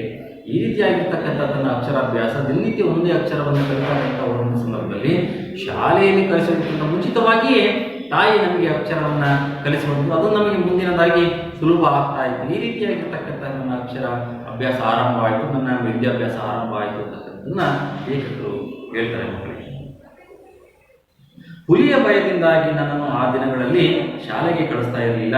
ಪಾಠ ಹೇಳಲು ಮನೆಗೆ ಒಬ್ಬರು ಬರುತ್ತಾ ಇದ್ರು. ಅವರ ಹೆಸರು ಕೃಷ್ಣಪ್ಪಯ್ಯ ಅಂತೇಳಿ. ನೋಡಿ, ಯು ಆರ್ ಅನಂತಮೂರ್ತಿ ಅವರು ಬಾಲ್ಯದಲ್ಲಿದ್ದಾಗ ಶಿಕ್ಷಣವನ್ನು ಕಲಿಯಲಿಕ್ಕೆ ಅವರು ಶಾಲೆಗೆ ಹೋಗ್ಲಿಕ್ಕೆ ಸಾಧ್ಯ ಆಗ್ತಾ ಇಲ್ಲ. ಮಲೆನಾಡು ಭಾಗದಲ್ಲಿ ಶಾಲೆಗೆ ದೂರ ಇರ್ತಾ ಇತ್ತು. ಹಾಗಾಗಿ ಅವರ ಅಜ್ಜ ಮತ್ತು ಅವರ ತಾಯಿ ಒಬ್ಬರು ಶಿಕ್ಷಕರನ್ನ ಮನೆಗೆ ಬಂದು ವಿದ್ಯಾಭ್ಯಾಸ ಕಲಿಸಲಿಕ್ಕೆ ಅವರು ನೇಮಕ ಮಾಡಿದ್ರು. ಅವರ ಹೆಸರು ಕೃಷ್ಣಪ್ಪಯ್ಯ ಅಂತೇಳಿ ಅವರು ನೆನಪು ಮಾಡ್ಕೊತಾರೆ. ಅವರ ಮೇಷ್ಟ್ರು ಎಂಥವ್ರು ಅಂದರೆ ಬಹಳ ಕಟ್ಟುನಿಟ್ಟಿನ ಮೇಷ್ಟ್ರು ಅವರಾಗಿದ್ದರು. ಅವರು ರಂಜದ ಹೂವನ್ನು ತಂದು ಕೋಣಿಸಿ ದೊಡ್ಡ ದೊಡ್ಡ ಸರಗಳನ್ನು ಮಾಡಿ ಅಮ್ಮನಿಗೆ ಮುಳುಗುವುದಕ್ಕೆ ಕೊಡುವುದು. ಅವರಿಗೊಂದು ಹವ್ಯಾಸ ಆಯಿತು. ಏನು ಕಾಡಿನಲ್ಲಿರ್ತಕ್ಕಂತಹ ರಂಜದ ಹೂವು ಬಹಳ ಸುವಾಸನೆಯಾಗಿರ್ತಕ್ಕಂಥ ಹೂವು ಏನಿದೆ ಅದನ್ನು ಅವ್ರು ತರ್ತಾ ಇದ್ರು, ಕಟ್ಕೊಡ್ತಾ ಇದ್ರು, ಪೋಣಿಸ್ತಾ ಇದ್ರು. ಅದನ್ನು ತಾಯಿಗೆ ಕೊಡುವಂಥದ್ದು ಅವರಿಗೆ ಖುಷಿ ಕೊಡ್ತಾ ಇತ್ತು. ಹಾಗಾಗಿ ಇವರು ಕೂಡ ಅದನ್ನು ಮುಡ್ಕೊಳ್ತಾ ಇದ್ರು ಅಂತೇಳಿ. ಯಾಕೆ ಮುಡ್ಕೊಳ್ತಾ ಇದ್ರು ಅಂತಂದರೆ ಅದಕ್ಕೆ ಇವರು ಅನೇಕ ನಿದರ್ಶನವನ್ನು ಕೊಡ್ತಾರೆ. ಬಾಲ್ಯದಲ್ಲಿ ಸಾಮಾನ್ಯವಾಗಿ ಒಂದು 9 ತಿಂಗಳಿಗೆ ಅಥವಾ 10 ತಿಂಗಳಿಗೆ 12 ತಿಂಗಳಿಗೆ ಈ ರೀತಿಯಾಗಿ ಅವರಿಗೆ ತುಂಬ ಅನುಕೂಲ ಆಗುತ್ತೋ ಮನೆ ದೇವರುಗಳಿಗೆ ಹೋಗಿ ಮುಡಿಯನ್ನು ಕೊಡುವಂಥದ್ದು ವಾಡಿಕೆ. ಅದನ್ನು ಜವಳ ತಗ್ಸೋದು ಅಥವಾ ಚವಳ ತಗ್ಸೋದು ಅಂತೇಳಿ ಒಂದೊಂದು ಭಾಗದಲ್ಲಿ ಒಂದೊಂದು ಕಡೆ ರೀತಿಯಲ್ಲಿ ಕರೀತಾರೆ. ಅಲ್ಲಿ ತನಕ ಕೂಡ ಅದು ಕೂದಲು ಹಾಗೆಯೇ ಬಿಟ್ಟಿರ್ತಾರೆ. ಅದನ್ನು ಜಡೆಯನ್ನು ಹಾಕುವಂಥದ್ದು ಅಥವಾ ಕಟ್ಟುವಂಥದ್ದು, ಅದಕ್ಕೆ ಹೂವನ್ನು ಮುಡಿಸುವಂಥದ್ದು, ಈ ರೀತಿಯಾಗಿ ಪ್ರತಿ ತಾಯಿ ಕೂಡ ಮಕ್ಕಳಿಗೆ ಮಾಡುವಂಥದ್ದು. ಆದರೆ ಲೇಖಕರಿಗೆ ಒಂದು ಮುಖ್ಯವಾಗಿರ್ತಕ್ಕಂಥದ್ದು ತಾಯಿಯವರಿಗೆ ಹೆಣ್ಣು ಮಕ್ಕಳ ಮೇಲೆ ತುಂಬ ಅಕ್ಕರೆ ಇತ್ತು, ಪ್ರೀತಿ ಇತ್ತು. ಹಾಗಾಗಿ ಆ ಲೇಖಕರಿಗೂ ಕೂಡ ಇನ್ನು ಜವಳ ತಗ್ಸ್ತಾ ಇರಲಿಲ್ಲ, ತಗ್ಸಿರಲಿಲ್ಲ, ಉದ್ದನೆಯ ಕೂದಲು ಇರ್ತಾ ಇತ್ತು. ತಾಯಿ ಆ ತಲೆಯನ್ನು ಬಾಚಿ ಜಡೆಯನ್ನು ಕಟ್ಟಿ ಹೂವನ್ನು ಮುಡಿಸಿ ಮತ್ತು ಆ ಹೆಣ್ಣು ಮಕ್ಕಳ ಉಡುಗೆಯನ್ನು ತೊಡಿಸಿ ಹೆಣ್ಣು ಮಕ್ಕಳು ನನಗೆ ಇಲ್ಲ ಅಂತಕ್ಕಂತಹ ಒಂದು ಬೇಸರವನ್ನು ನಿವಾರಣೆ ಮಾಡ್ಕೊಳ್ತಾ ಇದ್ರು. ಲೇಖಕರು ಒಂದು ಅಂಶವನ್ನು ಹೇಳ್ತಾರೆ. ಅವರು ಹೆಣ್ಣುಮಕ್ಕಳು ನಮ್ಮ ತಾಯಿಗೆ ಇಷ್ಟ ಆಗಿದ್ದರಿಂದ 3ನೇ ಹೆರಿಗೆಯಲ್ಲಿ ನನಗೆ ಹೆಣ್ಮಗಳು ಆಯಿತು ನಮ್ಮ ತಾಯಿಗೆ ಅಂತಕ್ಕಂಥ ಅಂಶವನ್ನು ಕೂಡ ಅವರು ಹೇಳ್ತಾರೆ ಮಕ್ಕಳಿಗೆ. ಇವೆಲ್ಲವೂ ಕೂಡ ಅಂಶವನ್ನು ನೆನಪು ಮಾಡ್ಕೊಳ್ತಾರೆ. ಜೊತೆಗೇನೆ ಅಲ್ಲಿ ರಂಜದ ಹೂವನ್ನು ಕುಣಿಸ್ತಾ ಕುಳಿತಿದ್ದ ಸಂದರ್ಭದಲ್ಲಿ ಕೃಷ್ಣಪ್ಪಯ್ಯ ಮೇಷ್ಟ್ರು ಏನಾದ್ರು ಕೂಡ ಬಂದರೆ ಅದನ್ನು ಅವರು ನೋಡಿದರೆ, ಆ ಹೂವನ್ನು ಕೊಡಿಸುವಂಥದ್ದು ಅಂಶವನ್ನು ನೋಡಿದರೆ ತುಂಬ ಸಿಟ್ಟು ಬರ್ತಾ ಇತ್ತು. ಅಧಿಕೃತವಾಗಿ ಅವರು ಬೆತ್ತದಿಂದ ಅವ್ರಿಗೆ ಹೊಡಿತಾ ಇದ್ರು. ಹಾಗಾಗಿ ಲೇಖಕರಿಗೆ ಕೃಷ್ಣಪ್ಪಯ್ಯ ಮೇಷ್ಟ್ರು ಅವ್ರು ಏನು ಕಲಿಸಿದ್ರು ಬಿಟ್ಟರು ನನಗೆ ಗೊತ್ತಿಲ್ಲ, ಆದರೆ ಅವರು ಮಾತ್ರ ನನಗೆ ತುಂಬ ನೆನಪಿದ್ದಾರೆ ಅಂತಕ್ಕಂತಹ ಒಂದು ಅಂಶವನ್ನು ಅಧಿಕೃತವಾಗಿ ಅವರು ನನ್ನ ಮೊದಲನೇ ಮೇಷ್ಟ್ರು ಅಂತಕ್ಕಂಥ ಅಂಶವನ್ನು ಕೂಡ ಲೇಖಕರು ಹೇಳ್ತಾರೆ. ಮಕ್ಕಳೇ, ನಮಗೂ ಕೂಡ ಬಾಲ್ಯದಲ್ಲಿ ಅನೇಕ ತುಂಟಾಟಗಳು, ತಾಯಿಯಿಂದ ಪೆಟ್ಟು ತಿಂದಿರ್ತಕ್ಕಂಥದ್ದು ಅಥವಾ ತಮ್ಮ ಮೊದಲ ಗುರುಗಳಿಂದ ಪೆಟ್ಟನ್ನು ತಿಂದಿರುವಂಥದ್ದು ಅನೇಕ ಘಟನೆಗಳು ನಮಗೆ ಇವತ್ತು ಕೂಡ ನೆನಪಾಗ್ತವೆ. ಮಕ್ಕಳು ನೀವು ಕೂಡ ಪ್ರಾಥಮಿಕ ಶಾಲೆಯಲ್ಲಿ ಏನೆಲ್ಲ ಆಟ ಪಾಠಗಳನ್ನು ಕಲಿತ್ರಿ, ಶಿಕ್ಷಕರಿಂದ ಏನು ಪೆಟ್ಟುಗಳನ್ನು ತಿಂದ್ರಿ, ನಿಮ್ಮ ಸಹಪಾಠಿಗಳ ಸ್ನೇಹಿತರಿಂದ ಏನೆಲ್ಲ ಅಂಶಗಳನ್ನು, ಇವೆಲ್ಲವೂ ತುಂಟಾಟಗಳು ಏನಿದ್ದಾವೆ, ಆಟ ಪಾಠಗಳೇನಿದ್ದಾವೆ, ಅವೆಲ್ಲವೂ ಕೂಡ ನಿಮಗೂ ಕೂಡ ನೆನಪಾಗ್ತವೆ ಮಕ್ಕಳೇ. ಇಂಥ ಒಂದು ಸಂದರ್ಭದಲ್ಲಿ ಏನಾಯಿತು, ಲೇಖಕರಿಗೆ ಅಮ್ಮನ ಊರು ಏನು ಮೇಳಿಗೆ ಅಂತಕ್ಕಂತಹ ಗ್ರಾಮ ಏನಿದೆ ಅಲ್ಲಿ ಶಾಲೆಯಲ್ಲಿ ಅವರು ಕಲಿಯಲಿಕ್ಕೆ ಹೋಗ್ತಾ ಇದ್ರು. ಅವರಿಗೆ 6 ವರ್ಷ ಇತ್ತು ಅಂತಕ್ಕಂಥದ್ದು. ಅಲ್ಲಿಂದ ಶೇಷಗಿರಿ ಮೇಷ್ಟ್ರು ನನ್ನ ಅಮ್ಮನಿಗೂ ಶಿಕ್ಷಕರಾಗಿದ್ದವರು. ಅದು ಏಕೋಪಾಧ್ಯಾಯ ಶಾಲೆ. ಏಕೋಪಾಧ್ಯಾಯ ಶಾಲೆ ಅಂತಂದರೆ ಒಬ್ಬರೇ ಶಿಕ್ಷಕರಿರ್ತಕ್ಕಂತಹ ಒಂದು ಶಾಲೆ. ಅವರು ಕೂಡ ಅವ್ರ ತಾಯಿಯವರಿಗೂ ಕೂಡ ಅವರು ಶಿಕ್ಷಕರಾಗಿದ್ದರು. ಹಾಗಾಗಿ ಬಹಳ ಅದ್ಭುತವಾಗಿರ್ತಕ್ಕಂತಹ ಮೇಷ್ಟ್ರು. ಅಲ್ಲಿ ಅವರು ಶಿಕ್ಷಣವನ್ನು ಪಡಿತಾ ಇದ್ರು. ಆದರೆ ಶಾಲೆಯ ಹೊರಗಡೆ ಅವರು ಒಳಗಡೆ ಕಲಿಯೋದಕ್ಕಿಂತ ಹೆಚ್ಚಾಗಿ ಹೊರಗಡೆಯ ವಾತಾವರಣ, ಪರಿಸರ, ಮಕ್ಕಳ ಜೊತೆ ಆಡುವಂಥದ್ದು ಇದೇ ಅವರಿಗೆ ತುಂಬ ಇಷ್ಟ ಆಗ್ತಾ ಇತ್ತು. ಧೂಳಲ್ಲಿ, ಮಣ್ಣಲ್ಲಿ, ಕಲ್ಲುಗಳಲ್ಲಿ ಆಡುವಂತಹದ್ದು ಅವರಿಗೆ ತುಂಬ ಇಷ್ಟ ಆಗ್ತಾ ಇತ್ತು. ಅಲ್ಲಿ ಧೂಳಲ್ಲಿ ಸಣ್ಣ ಸಣ್ಣ ಗುಳಿ ಇರ್ತಾ ಇತ್ತು. ಗುಳಿ ಅಂತಂದರೆ ಒಂದು ತೂತು ಇರ್ತಕ್ಕಂತಹ ಒಂದು ಜಾಗ. ಅಲ್ಲಿ ಒಂದು ಹುಳು, ಕಪ್ಪನೆಯ ಹುಳು ಇರ್ತದೆ. ಆ ಹುಳುವನ್ನು ಅವರು ಆ ಕಡೆ ಮಲೆನಾಡು ಭಾಗದಲ್ಲಿ ಗುಬ್ಬಿ ಅಂತ ಕರೀತಾರೆ, ತನ್ನಾದೇವಿ ಅಂತ ಕರೀತಾರೆ. ಅಲ್ಲಿ ಅದನ್ನು ಕಡ್ಡಿಯಲ್ಲಿ ಕೆರೆದು ಕಾಶಿಗೆ ಹೋಗೋ ದಾರಿ ತೋರಿಸು ಅಂತೇಳಿ ಬೆರಳಿನಿಂದ ಮಾಡ್ತಾರೆ. ಅದು ಒಂದು ಆಟ, ಆ ಮಲೆನಾಡು ಭಾಗದಲ್ಲಿ ಆ ಆಟ. ನಮ್ಮ ಊರು ಕೂಡ ನೀವು ಚಿಕ್ಕ ಚಿಕ್ಕ ಮಕ್ಕಳಿದ್ದಾಗ ರತ್ತವರ ಆಯಿನ ಮಗಳೇ ಅಂತೇಳಿ ಆಟವನ್ನು ಆಡ್ತಾ ಇರ್ತೀರಿ. ಕೈಯನ್ನು ಹಿಡಿದು ಸುತ್ತರಿಯುವಂಥ ಆಟಗಳನ್ನು ಆಡ್ತೀರಿ, ಜಪ್ಪೆ ಆಟವನ್ನು ಆಡ್ತಾರೆ. ಹೀಗೆ ಒಂದೊಂದು ಕಡೆ ಒಂದೊಂದು ಭಾಗದಲ್ಲಿ ಒಂದೊಂದು ರೀತಿಯ ಆಟಗಳನ್ನು ಆಡ್ತಾರೆ. ಮಲೆನಾಡು ಭಾಗದಲ್ಲಿ ಈ ರೀತಿಯಾಗಿ ಆಟವನ್ನು ಆಡ್ತಾ ಇದ್ರು ಅಂತಕ್ಕಂಥ ಅಂಶವನ್ನು ಲೇಖಕರು ನಮಗೆ ಗಮನಿಸ್ತಾರೆ ಮಕ್ಕಳೇ. ಅವರಿಗೆ ಏನಾದರೂ ಕೂಡ ಶಾಲೆಯ ಒಳಗಡೆ ಅವರು ಕೂತ್ಕೊಂಡು ಪಾಠವನ್ನು ಕೇಳಲಿಕ್ಕೆ ಬೇಜಾರಾಯಿತು ಅಂತಂದರೆ ತಕ್ಷಣವೇ ಲೇಖಕರು ಒಂದು ಉಪಾಯವನ್ನು ಹುಡ್ಕೊಂಡಿದ್ರು. ಮೇಲ್ಗಡೆ ಎದ್ದು ಸರ್ 1ಕ್ಕೆ ಸಾರ್ ಅಂತೇಳಿ ನಾನು ಹೊರಗಡೆ ಹೋಗ್ತೀನಿ ಅಂತೇಳಿ ಅವರು ಕೇಳ್ತಾ ಇದ್ರು. ತಕ್ಷಣ ಶಿಕ್ಷಕರು ಏನು ಮಾಡ್ತಾಯಿದ್ರು, ಆಯಿತು ನೀನು ಹೋಗು ಅಂತೇಳಿ ಹೊರಗಡೆ ಕಳಿಸ್ತಾ ಇದ್ರು. ಅಲ್ಲಿ ನಿಧಾನಕ್ಕೆ ಬರುವಂಥದ್ದು, ಅಲ್ಲಿ ಆಟವನ್ನು ಆಡ್ತಾ ಬರುವಂಥದ್ದು, ಈ ರೀತಿಯಾಗಿ ನಮ್ಮ ಬಾಲ್ಯ ಜೀವನವನ್ನು ಕಲಿತ್ವಿ ಅಂಥೇಳಿ ಲೇಖಕರು ನಮಗೆ ಹೇಳ್ಕೊತಾರೆ ಮಕ್ಕಳೇ. ಇವತ್ತಿನ ತರಗತಿಯಲ್ಲಿ ಇಷ್ಟು. ನಮಗೂ ಕೂಡ ಈ ಥರದ ಲೇಖಕರ ಬಾಲ್ಯ ಜೀವನವನ್ನು ಕೇಳ್ತಾ ಇದ್ದರೆ ನಮಗೂ ಕೂಡ ತಮ್ಮ ಗುರುದಲ್ಲಿ ಆಡಿರ್ತಕ್ಕಂತಹ ಸ್ನೇಹಿತರ ಜೊತೆ ಆಡಿರ್ತಕ್ಕಂಥ ತುಂಟಾಟಗಳು ಶಿಕ್ಷಕರ ಜೊತೆಗೆ ಪೆಟ್ಟು ತಿಂದಿರ್ತಕ್ಕಂಥದ್ದು, ತಾಯಿಯಿಂದ ಅನೇಕ ಅಂಶಗಳನ್ನು ಕಲಿತಿರ್ತಕ್ಕಂಥದ್ದು, ತಾಯಿಯಿಂದ ನಾವು ಪೆಟ್ಟನ್ನು ತಿಂದಿರ್ತಕ್ಕಂಥದ್ದು, ಇವೆಲ್ಲವೂ ಕೂಡ ನಮಗೆ ಮರುಕಳಿಸ್ತಾ ಇರ್ತದೆ. ಇದನ್ನು ನಾವು ನೆನಪು ಮಾಡ್ಕೊಳ್ಳೋದಕ್ಕೆ ಲೇಖಕರಿಗೆ ಧನ್ಯವಾದಗಳನ್ನು ನಾವು ಹೇಳಬೇಕಾಗ್ತದೆ. ಇವತ್ತಿನ ಗದ್ಯ ಪಾಠವನ್ನು ನೀವು ಓದ್ಕೊಂಡು ಭಾಷೆ ಬಿಡಿಸಿರ್ತಕ್ಕಂತಹ ಪ್ರಶ್ನೆಗಳಿಗೆ ನೀವು ಪ್ರಶ್ನೆ ಉತ್ತರಗಳನ್ನು ಬರ್ಕೊಂಡು ಹೋಗಬೇಕು. ಹಾಗೆ ಒಂದು ಗೃಹ ಪಾಠಗಳನ್ನು ನೀವು ನೀಡಿ ನಿಮ್ಮ ಮಕ್ಕಳೇ ಇದನ್ನು ನೀವು ಕೂಡ ಗದ್ಯ ಭಾಗವನ್ನು ಓದ್ಕೊಂಡು ಬರ್ಕೊಂಡು ಬರಬೇಕು. ನೋಡಿ, ಮೊದಲನೇ ಪ್ರಶ್ನೆ, ಮಲೆನಾಡಿನಲ್ಲಿ ಹುಲಿಗಳಿಂದ ಆಗುತ್ತಿದ್ದ ತೊಂದರೆಯ ಬಗ್ಗೆ ಲೇಖಕರು ಹೇಗೆ ವರ್ಣಿಸಲಾಗಿದೆ ಅನ್ನುವ ಪ್ರಶ್ನೆಗೆ ಉತ್ತರವನ್ನು ಬರ್ಕೊಂಡು ಬರಬೇಕು. ಹಾಗೆ ಲೇಖಕರು UR ಅನಂತಮೂರ್ತಿಯವರ ಕವಿಕಾಲ ಕೃತಿಯ ಪರಿಚಯವನ್ನು ನೀವು ವಾಕ್ಯ ರೂಪದಲ್ಲಿ ನೀವು ಕಲ್ತ್ಕೊಂಡು ಬರ್ಕೊಂಡು ಮುಂದಿನ ತರಗತಿಗೆ ಬಂದು ನಮಗೆ ತೋರಿಸ್ಬೇಕು ಮಕ್ಕಳಿಗೆ. ಹಾಗೆ ಇವತ್ತಿನ ತರಗತಿಗೆ ನಾನು ವಿದಾಯವನ್ನು ಹೇಳ್ತಾ ಇದ್ದೀನಿ. ಮುಂದಿನ ತರಗತಿಯಲ್ಲಿ ಈ ಗದ್ಯ ಭಾಗದ ಮುಂದುವರೆದ ಭಾಗವನ್ನು ನಾವು ತಿಳ್ಕೊಳ್ಳೋಣ ಮಕ್ಕಳೇ. ಧನ್ಯವಾದ. ಇವು ನೋಡಲಿಕ್ಕೆ ಎರಡು ಬಹಳ ಹತ್ತಿರ ಅಂತ ಕಾಣಿಸುತ್ತೆ, ಎರಡರ ಮಧ್ಯೆ ಹೋಲಿಕೆ ಇದೆ ಅಂತ ಕಾಣಿಸುತ್ತೆ, ಆದರೆ ಎರಡು ಬೇರೆ ಬೇರೆಯೇ. ಜೀವನ ಚರಿತ್ರೆ ಅಂದ್ರೇನು? ಜೀವನ ಚರಿತ್ರೆ ಅಂದರೆ ವ್ಯಕ್ತಿಯೊಬ್ಬ ಇನ್ನೊಬ್ಬ ವ್ಯಕ್ತಿಯ ಬದುಕಿನ ರೀತಿಯನ್ನು ತಾನು ಕಂಡಂತೆ ಅಥವಾ ತಾನು ಓದಿದ ರೀತಿಯಲ್ಲಿ ಚಿತ್ರಿಸಿಕೊಡುವುದೇ ಜೀವನ ಚರಿತ್ರೆ. ಅಂದರೆ ಒಬ್ಬ ವ್ಯಕ್ತಿ ಇನ್ನೊಬ್ಬ ವ್ಯಕ್ತಿಯನ್ನು ಕುರಿತು ಇಲ್ಲಿ ಬರಿತಾ ಹೋಗ್ತಾನೆ. ಆ ವ್ಯಕ್ತಿಯನ್ನು ಆತ ಹೇಗೆ ನೋಡಿದ್ದಾನೆ, ಆ ವ್ಯಕ್ತಿಯನ್ನು ಆತ ತನ್ನ ಬದುಕಿನ ಅವಧಿಯಲ್ಲಿ ಹೇಗೆ ಕಂಡಿದ್ದಾನೆ ಅನ್ನೋದನ್ನು ಆತ ಬರಿತಾ ಹೋಗ್ತಾನೆ. ಹೀಗೆ ಆತ್ಮಕಥೆಗೂ ಮತ್ತು ಜೀವನ ಚರಿತ್ರೆಗೂ ಬಹಳನೇ ವ್ಯತ್ಯಾಸ ಇದೆ ಅಂತ ಹೇಳಿ ನಾವು ತಿಳ್ಕೊಳ್ಬೇಕು.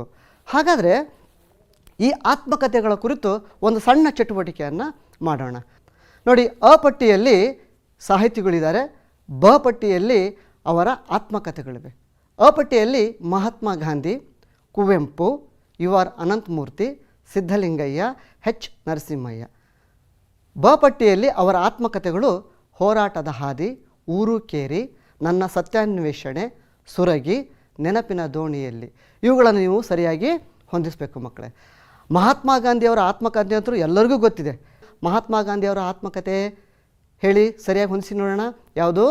ನನ್ನ ಸತ್ಯಾನ್ವೇಷಣೆ. ಸರಿ ಇದೆ ಮಕ್ಕಳೇ. ಕುವೆಂಪುರವರ ಆತ್ಮಕಥೆ ಹೊಂದಿಸಿ, ನೆನಪಿನ ದೋಣಿಯಲ್ಲಿ. ಸರಿ ಇದೆ ಮಕ್ಕಳೇ. UR ಅನಂತಮೂರ್ತಿ ಅವರ ಆತ್ಮಕಥೆ ಯಾವುದು? ಅವರ ಆತ್ಮಕಥೆ ಸುರಗಿ.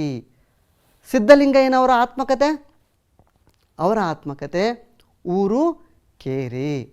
H ನರಸಿಂಹಯ್ಯನವರ ಆತ್ಮಕಥೆ ಹೋರಾಟದ ಹಾದಿ. ಸರಿ ಇದೆ ಮಕ್ಕಳೇ. ನೀವು ಈ ಆತ್ಮಕಥೆಗಳನ್ನು ಸರಿಯಾಗಿ ಮರಳನ್ನು ಹರಡಿಕೊಂಡು ಲೇಖಕರಿಗೆ ಅಕ್ಷರವನ್ನು ತಿದ್ದಿಸುತ್ತಿದ್ದರು ಎಂಬುದನ್ನು, ಅಮ್ಮ ನಿತ್ಯ ಹೀಗೆ ಮಾಡಿಸುತ್ತಿದ್ದರಿಂದ ನಾನು ಶಾಲೆಯಲ್ಲಿ ಅಕ್ಷರ ಕಲಿಯುವುದಕ್ಕೆ ಆರಂಭಿಸುವ ಹೊತ್ತಿಗೆ ಅನೇಕ ಅಕ್ಷರಗಳನ್ನು ಕಲಿತು ಬಿಟ್ಟಿದ್ದೆ. ಲೇಖಕರ ಅಮ್ಮ ಪ್ರತಿನಿತ್ಯ ಮನೆಯ ಅಂಗಳದಲ್ಲಿ ಮರಳನ್ನು ಹರಡಿ ಈ ರೀತಿ ಅಕ್ಷರ ಅಭ್ಯಾಸವನ್ನು ಮಾಡಿಸಿದ್ದರಿಂದಾಗಿ ಲೇಖಕರು ಶಾಲೆಗೆ ಹೋಗುವ ಮೊದಲೇ ಅನೇಕ ಅಕ್ಷರಗಳನ್ನು ಅವರು ಕಲಿತು ಬಿಟ್ಟಿದ್ದರು ಅಂತ ಹೇಳ್ತಾ ಹೋಗ್ತಾರೆ. ನಂತರದ ಕಲಿಕಾಂಶ ಕಟ್ಟುನಿಟ್ಟಿನ ಶಿಸ್ತಿನ ಕೃಷ್ಣಪ್ಪಯ್ಯ ಮೇಷ್ಟ್ರು. ಹುಲಿಯ ಭಯದಿಂದಾಗಿ ನನ್ನನ್ನು ಆ ದಿನಗಳಲ್ಲಿ ಶಾಲೆಗೆ ಕಳಿಸುತ್ತಿರಲಿಲ್ಲ. ಪಾಠ ಹೇಳಲು ಮನೆಗೇ ಒಬ್ಬರು ಬರುತ್ತಿದ್ದರು. ಅವರ ಹೆಸರು ಕೃಷ್ಣಪ್ಪಯ್ಯ. ನೋಡಿ, ಮಲೆನಾಡಿನಲ್ಲಿ ಹುಲಿಗಳ ಕಾಟ ಬಹಳ ಇತ್ತು ಮಕ್ಕಳೇ. ಮಲೆನಾಡಿನಲ್ಲಿ ಅವರ ಮನೆ, ತೋಟ ಮತ್ತು ಗದ್ದೆಗಳಲ್ಲೇ ಅವರ ಮನೆಗಳಿರುತ್ತೆ. ಹಾಗಾಗಿ ಶಾಲೆಗೂ ಅವರ ಮನೆಗೂ ತುಂಬಾ ದೂರ ಇರುತ್ತೆ. 7ರಿಂದ 8 ಕಿಲೋಮೀಟ್ರು ಮಕ್ಕಳು ನಡ್ಕೊಂಡು ಬರಬೇಕಾಗುತ್ತೆ. ಅಲ್ಲಿ ಕಾಡು ದಟ್ಟವಾಗಿರೋದ್ರಿಂದ ಕಾಡು ಪ್ರಾಣಿಗಳ ಕಾಟ ಜಾಸ್ತಿ ಇರುತ್ತೆ, ಅದರಲ್ಲೂ ಹುಲಿಯ ಕಾಟ ಅಂತ ಹೇಳ್ತಾರೆ. ಹಾಗಾಗಿ ಆ ಹುಲಿಯ ಭಯದಿಂದಾಗಿ ಲೇಖಕರು ಶಾಲೆಗೆ ಹೋಗಲಿಲ್ಲ. ಅದಕ್ಕೆ ಪಾಠವನ್ನು ಕಲೀಲಿಕ್ಕೆ ಲೇಖಕರ ತಂದೆ ಒಬ್ಬ ಶಿಕ್ಷಕರನ್ನು ಅವರ ಮನೆಗೆ ಬರುವಂತೆ ಗೊತ್ತು ಮಾಡಿದರು. ಲೇಖಕರಿಗೆ ಪಾಠ ಹೇಳಿಕೊಡ್ಲಿಕ್ಕೆ ಒಬ್ಬ ಮೇಷ್ಟ್ರು ಬರ್ತಾಯಿದ್ರು. ಅವರ ಹೆಸರೇ ಕೃಷ್ಣಪ್ಪಯ್ಯ ಅಂತ. ಬಹಳ ಕಟ್ಟುನಿಟ್ಟಿನ ಮೇಷ್ಟ್ರು ಅವರು. ನನಗೋ ಆಗ ರಂಜದ ಹೂವನ್ನು ತಂದು ಪೋಣಿಸಿ ದೊಡ್ಡ ದೊಡ್ಡ ಸರಗಳನ್ನು ಮಾಡಿ ಅಮ್ಮನಿಗೆ ಮುಡಿಯೋದಕ್ಕೆ ಕೊಡುವುದು, ನಾನು ಮುಡಿದುಕೊಳ್ಳುವುದು, ಇದರಲ್ಲೇ ಹೆಚ್ಚು ಆಸಕ್ತಿ. ನೋಡಿ, ಕೃಷ್ಣಪ್ಪಯ್ಯ ಮೇಷ್ಟ್ರು ಇದಾರಲ್ಲ, ಬಹಳ ಕಟ್ಟುನಿಟ್ಟಿನ ಮೇಷ್ಟ್ರು, ಶಿಸ್ತಿನ ಸಿಪಾಯಿ. ಓದು ಬರಹ ಕಾಲ ಕಾಲಕ್ಕೆ ಆಗಲೇಬೇಕು. ಓದು ಬರೆಯೋದನ್ನು ಬಿಟ್ಟು ಮಕ್ಕಳೇನಾದರೂ ಕಾಲಹರಣ ಮಾಡಿದರೆ, ಮಕ್ಕಳೇನಾದರೂ ಸಮಯವನ್ನು ವ್ಯರ್ಥ ಮಾಡ್ತಾಯಿದ್ರೆ ಅವರಿಗೆ ಸಿಟ್ಟು ಬರ್ತಾ ಇತ್ತು.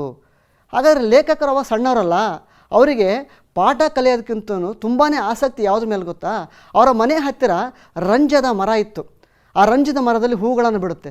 ಆ ರಂಜದ ಹೂಗಳನ್ನು ತಂದು ಅವುಗಳನ್ನು ಒಂದೊಂದೇ ಪೋಣಿಸ್ತಾ ದೊಡ್ಡ ದೊಡ್ಡ ಸರಗಳನ್ನಾಗಿ ಮಾಡಿ ಅವರ ತಾಯಿಗೂ ಮುಡಿಯೋದು ಕೊಡ್ತಿದ್ರು, ಜೊತೆಗೆ ಅವರು ಸಹಿತ ಮುಡ್ಕೊಳ್ತಾ ಇದ್ದರು. ಇದರಲ್ಲೇ ಲೇಖಕರಿಗೆ ಬಹಳ ಖುಷಿ ಇತ್ತು, ಇದರಲ್ಲೇ ಲೇಖಕರಿಗೆ ಬಹಳ ಆಸಕ್ತಿ ಇತ್ತು ಮಕ್ಕಳೇ. ಆಗ ನನಗಿನ್ನೂ ಚೌಲವಾಗಿರಲಿಲ್ಲ. ನನಗೂ ಹೆಣ್ಣು ಮಕ್ಕಳಂತೆ ಉದ್ದ ಕೂದಲಿತ್ತು. ಮಗಳು ಬೇಕೆಂಬ ಅಮ್ಮನ ಆಸೆ ಪೂರೈಕೆಯಾದದ್ದು ಅವರ 3ನೇ ಹೆರಿಗೆಯಲ್ಲಿ. ಅಮ್ಮ ಒಂದೊಂದು ಸಾರಿ ನನಗೆ ಹುಡುಗಿಯರು ಉಡುಪು ತೊಡಿಸಿ ಹೂವು ಮುಡಿಸುತ್ತಿದ್ದಳು. ನೋಡಿ ಮಕ್ಕಳೇ, ಲೇಖಕರು ಸಣ್ಣವರಿರುವಾಗ ಅವರಿಗಿನ್ನೂ ಚೌಲವಾಗಿರಲಿಲ್ಲ. ಚೌಲ ಅಂತೇಳಿದ್ರೆ ಕೂದಲನ್ನು ತೆಗೆಸಿರಲಿಲ್ಲ. ಕೂದಲು ಹಾಗೆ ಉದ್ದ ಇತ್ತು, ಹುಡುಗಿಯರ ಥರನೇ ಉದ್ದ ಕೂದಲಿತ್ತು. ಹೆಣ್ಣು ಮಕ್ಕಳಂತೆ ಲೇಖಕರಿಗೂ ಸಣ್ಣಕ್ಕಿರುವಾಗ ಉದ್ದ ಕೂದಲಿತ್ತು. ಲೇಖಕರ ತಾಯಿ ಏನು ಮಾಡ್ತಾಯಿದ್ರು ಅಂತ ಹೇಳಿದ್ರೆ, ಲೇಖಕರಿಗೆ ತಲೆಯನ್ನು ಬಾಚಿ ಅವರಿಗೆ ಹೂವನ್ನು ಮುಡಿಸ್ತಾ ಇದ್ರು. ಒಂದೊಂದು ಸಾರಿ ಲೇಖಕರಿಗೆ ಹುಡುಗಿಯರ ಉಡುಪನ್ನು ಸಹಿತ ಧರಿಸ್ತಾ ಇದ್ರು ಅಂತೇಳಿ ಹೇಳ್ತಾ ಹೋಗ್ತಾರೆ. ನಾನು ರಂಜದ ಹೂವನ್ನು ಪೋಣಿಸುತ್ತಾ ಕುಳಿತಿದ್ದನ್ನು ಕಂಡರೆ ಕೃಷ್ಣಪ್ಪಯ್ಯನವರಿಗೆ ಸಿಟ್ಟು ಬರುತ್ತಿತ್ತು. ಕೃಷ್ಣಪ್ಪಯ್ಯನವರೇ ಅಧಿಕೃತವಾಗಿ ನನ್ನ ಮೊದಲ ಶಿಕ್ಷಕರು. ಕೃಷ್ಣಪ್ಪಯ್ಯ ಬರುವಾಗಲೇ ಒಂದು ಬೆತ್ತ ತಂದಿರುತ್ತಿದ್ದರು. ಪೆಟ್ಟು ತಿಂದು ಅದೇನು ಕಲಿತೆ ಎಂಬುದು ಮರೆತು ಹೋಗಿದೆ. ಆದರೆ ಕೃಷ್ಣಪ್ಪಯ್ಯ ಮಾತ್ರ ನೆನಪಿನಲ್ಲಿದ್ದಾರೆ. ನೋಡಿ, ಲೇಖಕರಿಗೆ ರಂಜದ ಹೂವನ್ನು ಪೋಣಿಸುತ್ತಾ ಕೂತ್ಕೊಳ್ಳೋದೇ ಆಸಕ್ತಿ. ಅದನ್ನೇನಾದರೂ ಕೃಷ್ಣಪ್ಪಯ್ಯ ಮೇಷ್ಟ್ರು ನೋಡಿಬಿಟ್ರೆ ಅವರಿಗೆ ಸಿಟ್ಟು ಬರೋದು. ಕೃಷ್ಣಪ್ಪಯ್ಯನವರೇ ಅವರ ಅಧಿಕೃತವಾಗಿರ್ತಕ್ಕಂಥ ಮೇಷ್ಟ್ರು, ಅಂದರೆ ಪಾಠ ಹೇಳ್ಕೊಳ್ಳಿಕ್ಕೆ ಮನೆಗೆ ಬಂದಿರತಕ್ಕಂಥವ್ರು. ನೋಡಿ, ಕೃಷ್ಣಪ್ಪಯ್ಯ ಮೇಷ್ಟ್ರು ಎತ್ತರದವ್ರು ಅಂದರೆ ಅವರು ಬರುವಾಗಲೇ ಕೈಯಲ್ಲಿ ಒಂದು ಬೆತ್ತ ಅಂದರೆ ಕೋಲನ್ನು ತರ್ತಾಯಿದ್ರು. ಅವ್ರು ಹೇಳ್ತಾರೆ ಲೇಖಕರು, ಕೃಷ್ಣಪ್ಪಯ್ಯ ಮೇಷ್ಟ್ರ ಹತ್ರ ನಾನು ಪೆಟ್ಟು ಅಂದರೆ ಹೊಡೆತವನ್ನು ತಿಂದು ಅದೇನು ಕಲ್ತನೇ ಗೊತ್ತಿಲ್ಲ, ಆದರೆ ಕೃಷ್ಣಪ್ಪಯ್ಯ ಮಾತ್ರ ನನಗೆ ಚೆನ್ನಾಗಿ ನೆನಪಿದ್ದಾರೆ ಇವತ್ತಿಗೂ ಸಹಿತ ಅಂಥೇಳಿ ಅವರ ಬಾಲ್ಯದ ನೆನಪುಗಳನ್ನು ಇಲ್ಲಿ ನೆನಪು ಮಾಡ್ಕೊಳ್ತಾರೆ. ಹಾಗಾದರೆ ಮಕ್ಕಳೇ, ಈ ದಿನದ ತರಗತಿಯಲ್ಲಿ ನಾವು ತಿಳಿದುಕೊಂಡಿರ್ತಕ್ಕಂಥ ಕಲಿಕಾಂಶಗಳು ಏನು ಅಂತ ನೋಡೋದಾದರೆ, ಆತ್ಮಕಥೆ ಅಂದರೆ ಏನು ಅಂತ ನೋಡಿದ್ವಿ, ಲೇಖಕರ ಪರಿಚಯ, ಮಲೆನಾಡಿನಲ್ಲಿ ಹುಲಿಗಳ ಕಾಟ, ತಾಯಿಯೇ ಮೊದಲ ಗುರು, ಕಟ್ಟುನಿಟ್ಟಿನ ಶಿಸ್ತಿನ ಕೃಷ್ಣಪ್ಪಯ್ಯ ಮೇಷ್ಟ್ರು, ಈ ಎಲ್ಲ ಕಲಿಕಾಂಶಗಳ ಬಗ್ಗೆ ನಾವಿವತ್ತು ತಿಳ್ಕೊಂಡಿವಿ.